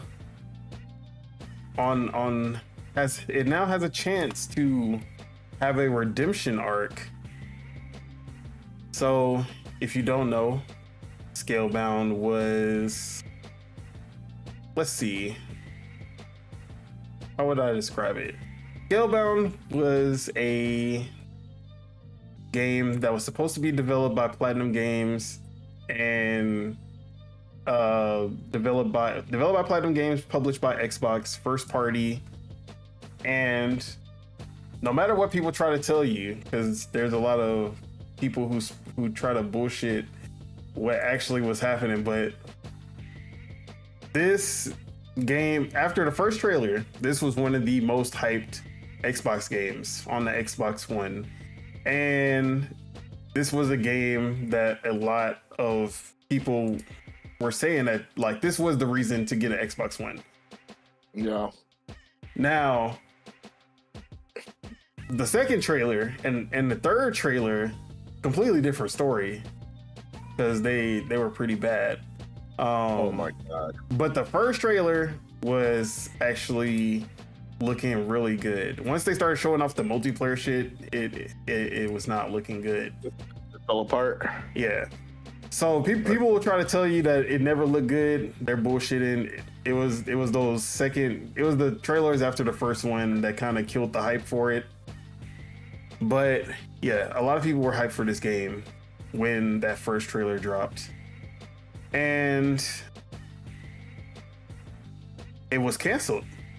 After it was announced in 2015, this game was canceled in 2017, if I remember correctly.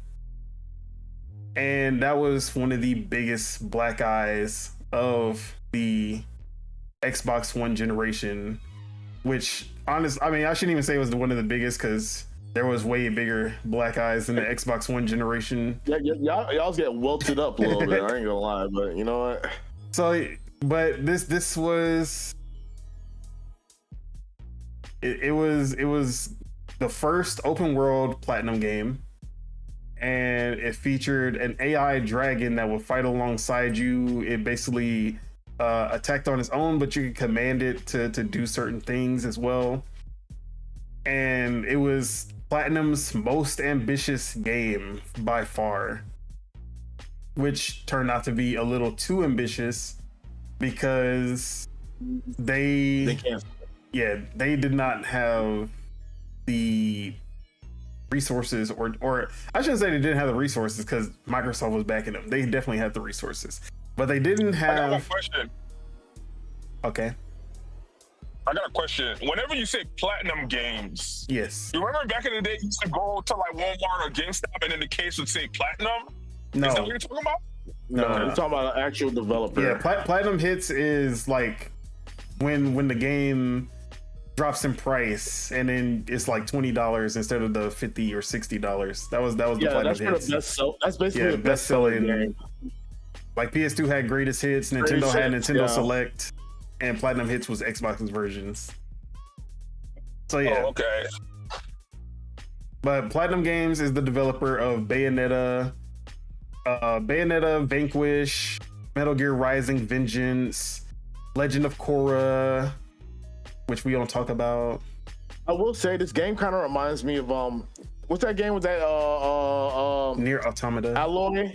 Not Nier Automata. No. I was saying they also made Nier Automata. Oh, okay.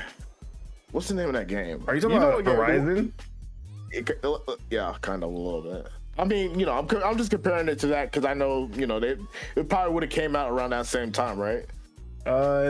If it maybe 2017, it probably would have came out that year. Yeah, I'm just trying to compare it to that. It kind of reminds me of that in a way, I guess, except it looked cooler.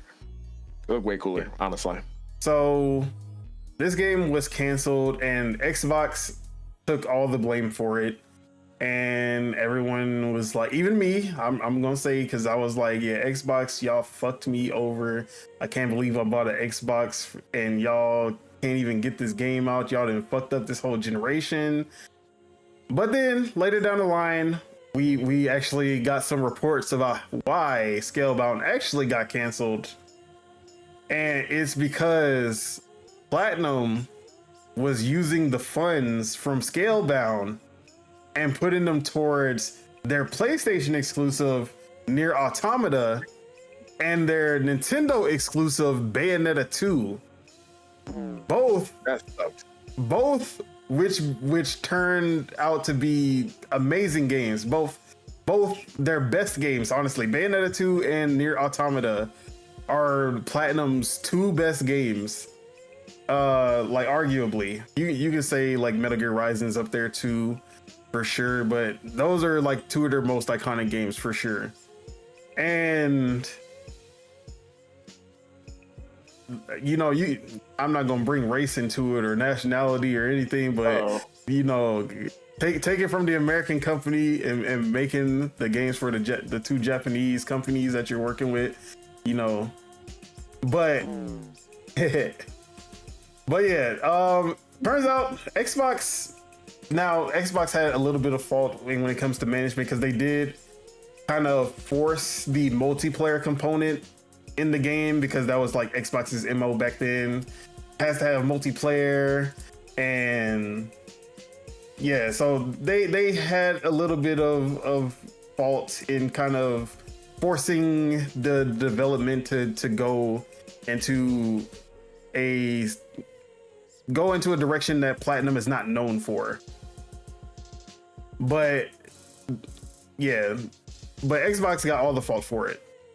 And later on, 2019, I think, Kamiya apologized, or 2020, I think, Kamiya apologized, the head of Platinum at the time, and the director of Scalebound. He apologized to Phil Spencer and to Xbox and to the fans. And he said like it was their fault. He admitted to it and all that. And then I think around the same time, Platinum, Inaba from Platinum, not Kamiya himself, said that, you know, they would love to work on Scalebound again. And then in 2022, Kamiya was like, "Hey Phil, I love to work on Scalebound again. You know, let's try to make it happen." And here we are, 3 years later, 2025. Now that Kamiya has left Platinum and is working with Clovers, he put out a video, which I am going to put up on the screen. Uh-oh.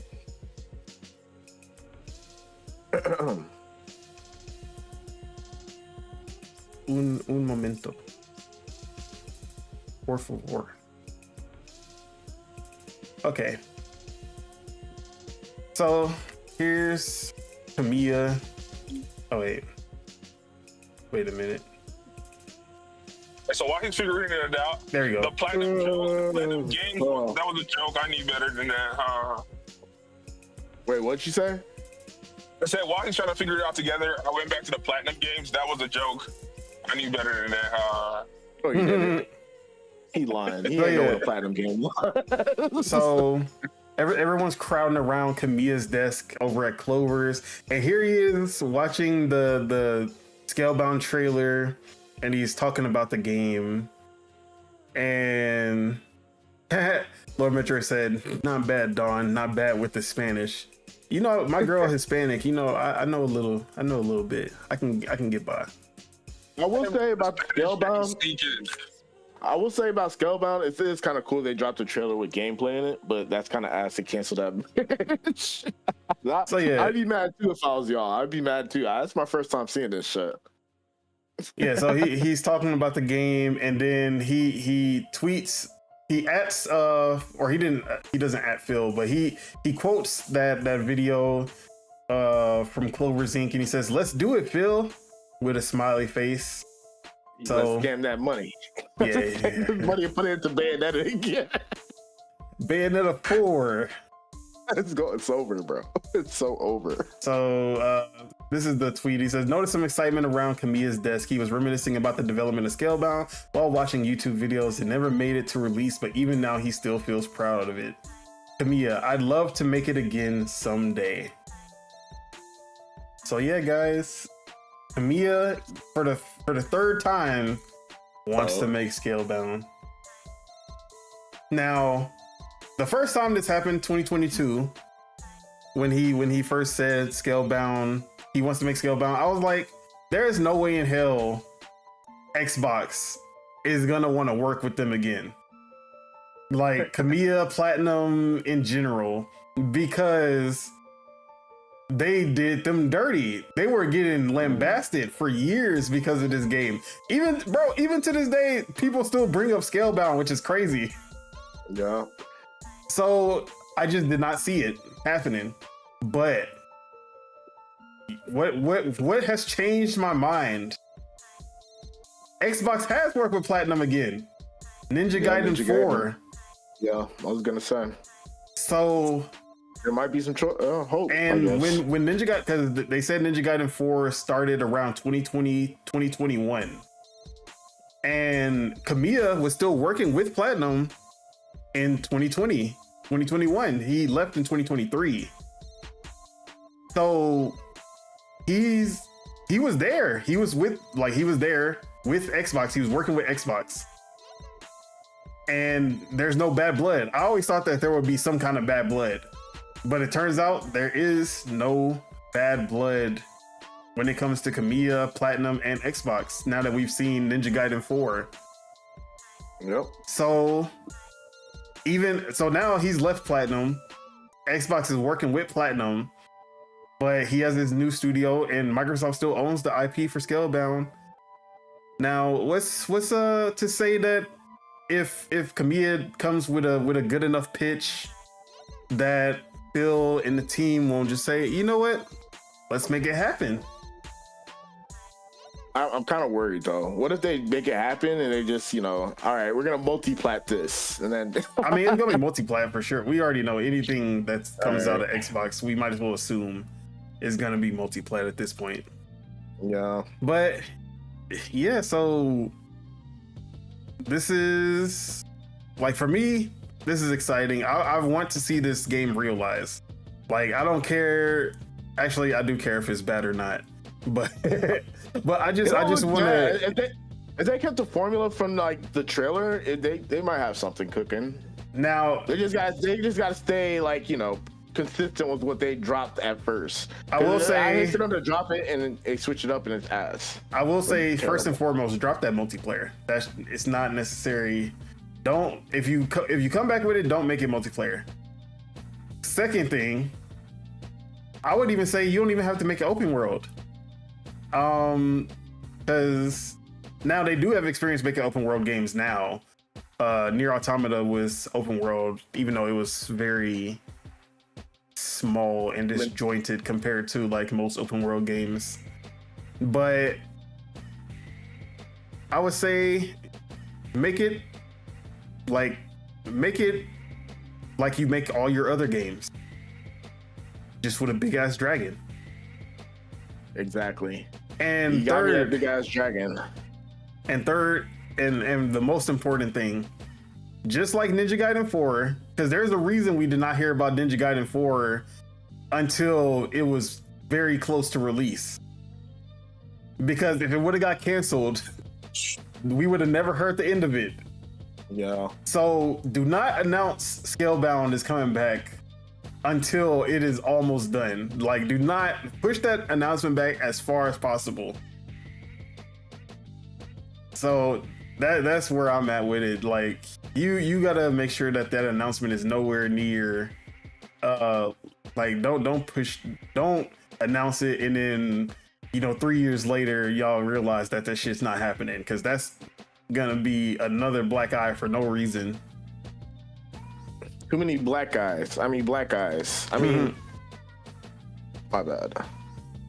So yeah, I'm actually on the train that we will see Scalebound in the next by next generation.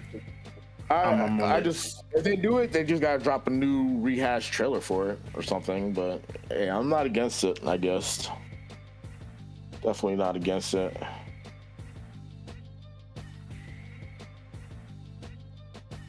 Yeah, Lomar said that the hype already died. Don't make it worse. I feel you, Don. Yeah.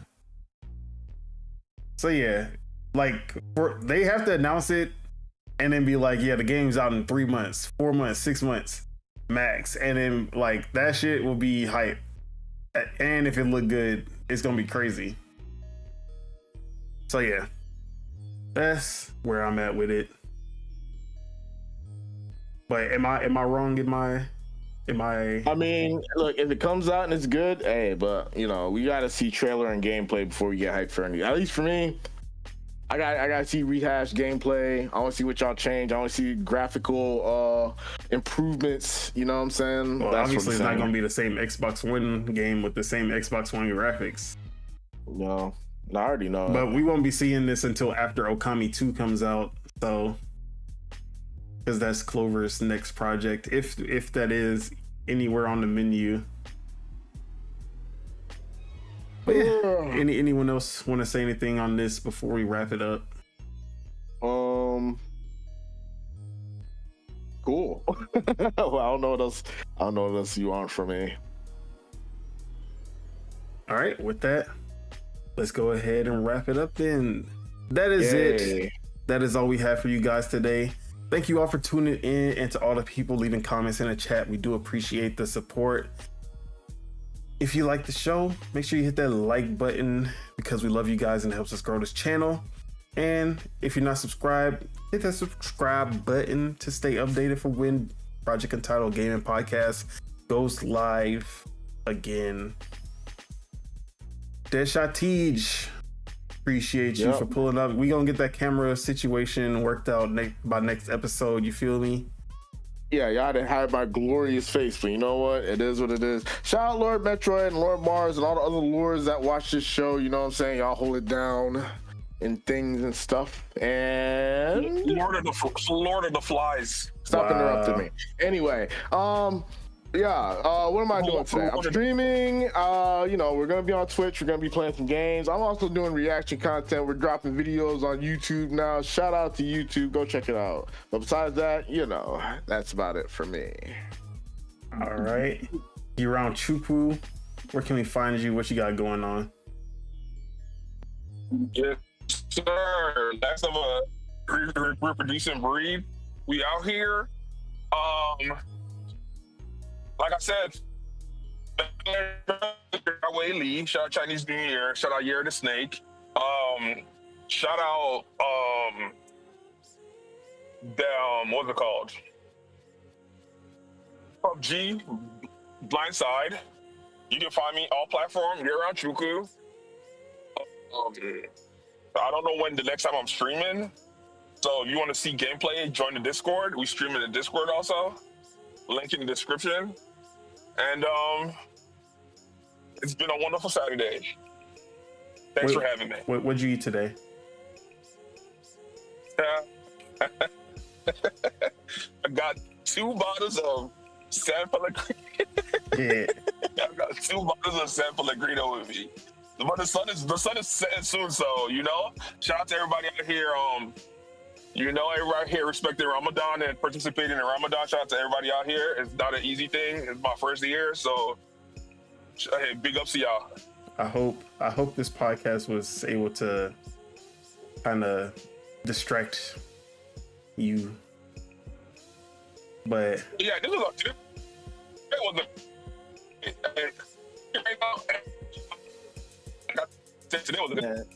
You're cutting out crazy. Yeah, and that too. And that too. Hopefully next week you're at home when we're doing the podcast. Yes. Oh, also shout out to Lord Mars. Check him out on Twitter and Year Round Ace and Year Round Spitter. Yeah. They're on Twitch and on follow them. Check out their stuff. They're cool. You know what I'm saying? Yeah, and I have everyone's links in the description, so make sure you guys check them out. You may or may not like their stuff, but check it out. Valorant coach popped back into I my saw Valorant that. coach showed his face again. Oh yeah, let's. I forgot to talk. We got to have a whole section for Chuck, and it's an intervention. I we need to let everyone know how much you spend on Valorant. No, I'm just. We're not talking about that. No, yes, we're not. Hey Chuck, tell them get their money up, not their funny up. You trying to tell them getting what you fit in? Hey, look, that's it. Where you fit See, in. imagine if you would have used that money and bought a GPU instead. Let's not talk about it. I'm gonna let Chuck spend his money how he spends it. It ain't my money, it's his money. You Spitter said I could have bought a PS5. Exactly. A lot of things. Bro, you know how many games you could have bought with? That's your money. I'm glad you. We're not pocket watching. We're not gonna pocket watch. I'm not trying to. He just posted it all publicly. It's kind of hard not to. But you know what? It is what it is. My Valorant coach posted his first and then told me that y'all going ban for ban in the Discord's insane. Bro, and the crazy part is Chuck spent more, and I know his coach been playing the game longer, which is crazy. So that's where I was. You know what? I ain't gonna say nothing though. At least you enjoying the game. My job, about to do battle pass yesterday. It is what it is. You feel me? Respectful. You know what I'm saying? Put your money where your mouth is. Riot Games, they're not. We support. I'll say this though. I would never say it's Stockholm syndrome. I'll just let y'all decide what it is. Hey, so you got the people. I'm not the only one in this pocket currently right now in this podcast that has spent money on Valorant. We're not gonna call out names, but if it brings you joy, hey, you feel me? See, what's crazy to me, like cosmetics in a first-person game, I'm not gonna spend that much on. Like Fortnite, third person, I can see my character. I can do some dances, and you know what I mean. But first person, like your gun and your knife. That's it. Man, blame CS:GO, cause I started playing CS. Let's just say this: I started playing CS first. I started purchasing skins on CS:GO. blame CSGO. No, I'm gonna start playing That's what I'm CS:GO saying. again. Hey, y'all don't want to. Let's not talk about it. All right. I'm about to download CS:GO right now. Taxes, all that good shit, man. All of that. All I'd right. rather play Virus. The I'll woke play dealer, Paso, are you here? Are you with us? Go follow his content if he's not. You know what I'm saying? The woke dealer on Twitch. You know what I'm The saying? woke Maybe dealer also on all IG. platforms. All platforms. I don't know. You know, sometimes y'all switch it up a little bit. You know, sometimes year round Chuku 1, sometimes year round Chuku 2. You know, am I supposed to know? You Twitch for that. Hey, look. Shout out Dan Clancy. All right, Oh, yeah. is that it? Are we And good? then as for myself, Don Taku, you can find me on Twitter at PastaFeet F3ET. Not only that, you can find me on twitch.tv/Don Solo SOLOW Monday, Tuesday. And you can find me right here on YouTube, where not only do we do the Project Untitled Gaming Podcast every Saturday, but also Dual Gaming Podcast premieres on Thursdays. So make sure you tune into that with my co-host Subeg as well. So yeah, with that, anything else we want to leave for the people before we get out of here? Yeah, we'll see y'all next Saturday. What time are we doing it next Saturday? Same time. Or this time? Same time for the next 2-3 weeks, honestly. Oh my god. See, this is why, look, everybody, the host's confused, the viewers, we're all confused. All right, fine, whatever. You're just turn on the notifications, guys. Turn on the notifications. You never miss a stream. You never miss an argument. All right. And the saying for today, get in where you fit in. So yeah.